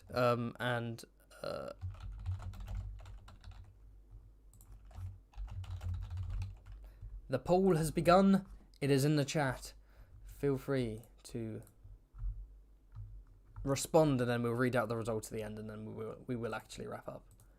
Because I've been going for over 2 hours. Damn. It's actually these are shorter. These live streams are shorter with Quinn. Because we like get to the point, we move on. When it's me by myself, I'm like, so let me tell you about Richard III, but keep saying Richard II by accident and confusing everyone. Oh yeah, if I were doing book Dragon Seeds, obviously it's Nettles. Because the alternative is a dumb blacksmith with no personality, a drunk with no personality. Adam and Nettles are both based in different ways. I think Nettles would have won though. It'll be so funny if they... Whoopsie, my mic dropped. It would be really funny if they like spend whole season building up to Rhaena claiming a dragon and then they see the backlash and next season it's like, hello, I see you have found my dragon. It is I, Nettles. And everyone's like, wait, what the fuck? Because if Rhaena doesn't claim Nettles next episode, then the only reason I can think of is there's no room for her to do it because they wanted it to be episode 9 or 10. Or they're actively being like, let's see how mad the fans are. Because if they see the backlash, surely they're going to introduce... Maybe someone creatively told them to cut Nettles and they were like, let's wait and see the fan reaction before we do, and now they can show that and be like, look, we need her. I don't know. The only historical Richard that matters is Nixon. We haven't had a single King Richard since Richard III, for obvious reasons, right? But, goddamn, I need that Richard IV. Are you kidding me? Oh, Hugh is smashing it. Hugh is smashing it. They've done a great job with Hugh. Crossfire asked, so Haven, when is my giant birthday cake / stripper gonna arrive? Is Ariane gonna be the surprise stripper as I requested? I mean, if you come to Haven Hall, there'll be strippers aplenty, I'm telling you now, so birthday or no. Happy birthday, Crossfire. I hope you're having a good one. I hope this live stream was a nice little part of your birthday. Oh, I think this is a good place to end it. We have 76 votes. With 76 votes, Hugh Hammer wins 50%. We've got a solid 50% followed by 25 and 25. So Ulf and Adam are tied on 25. They're all pretty cool. Hugh is just so likable and badass. Ulf I find really fun and likable. Adam's probably the most boring of the three in terms of just being generic chill guy, but like he's also likable. But I want to see more of all of them. Richards don't have a good history of being good kings of England. Hey, you take that back. Don't insult Richard I. Don't insult the Lionheart. God damn it.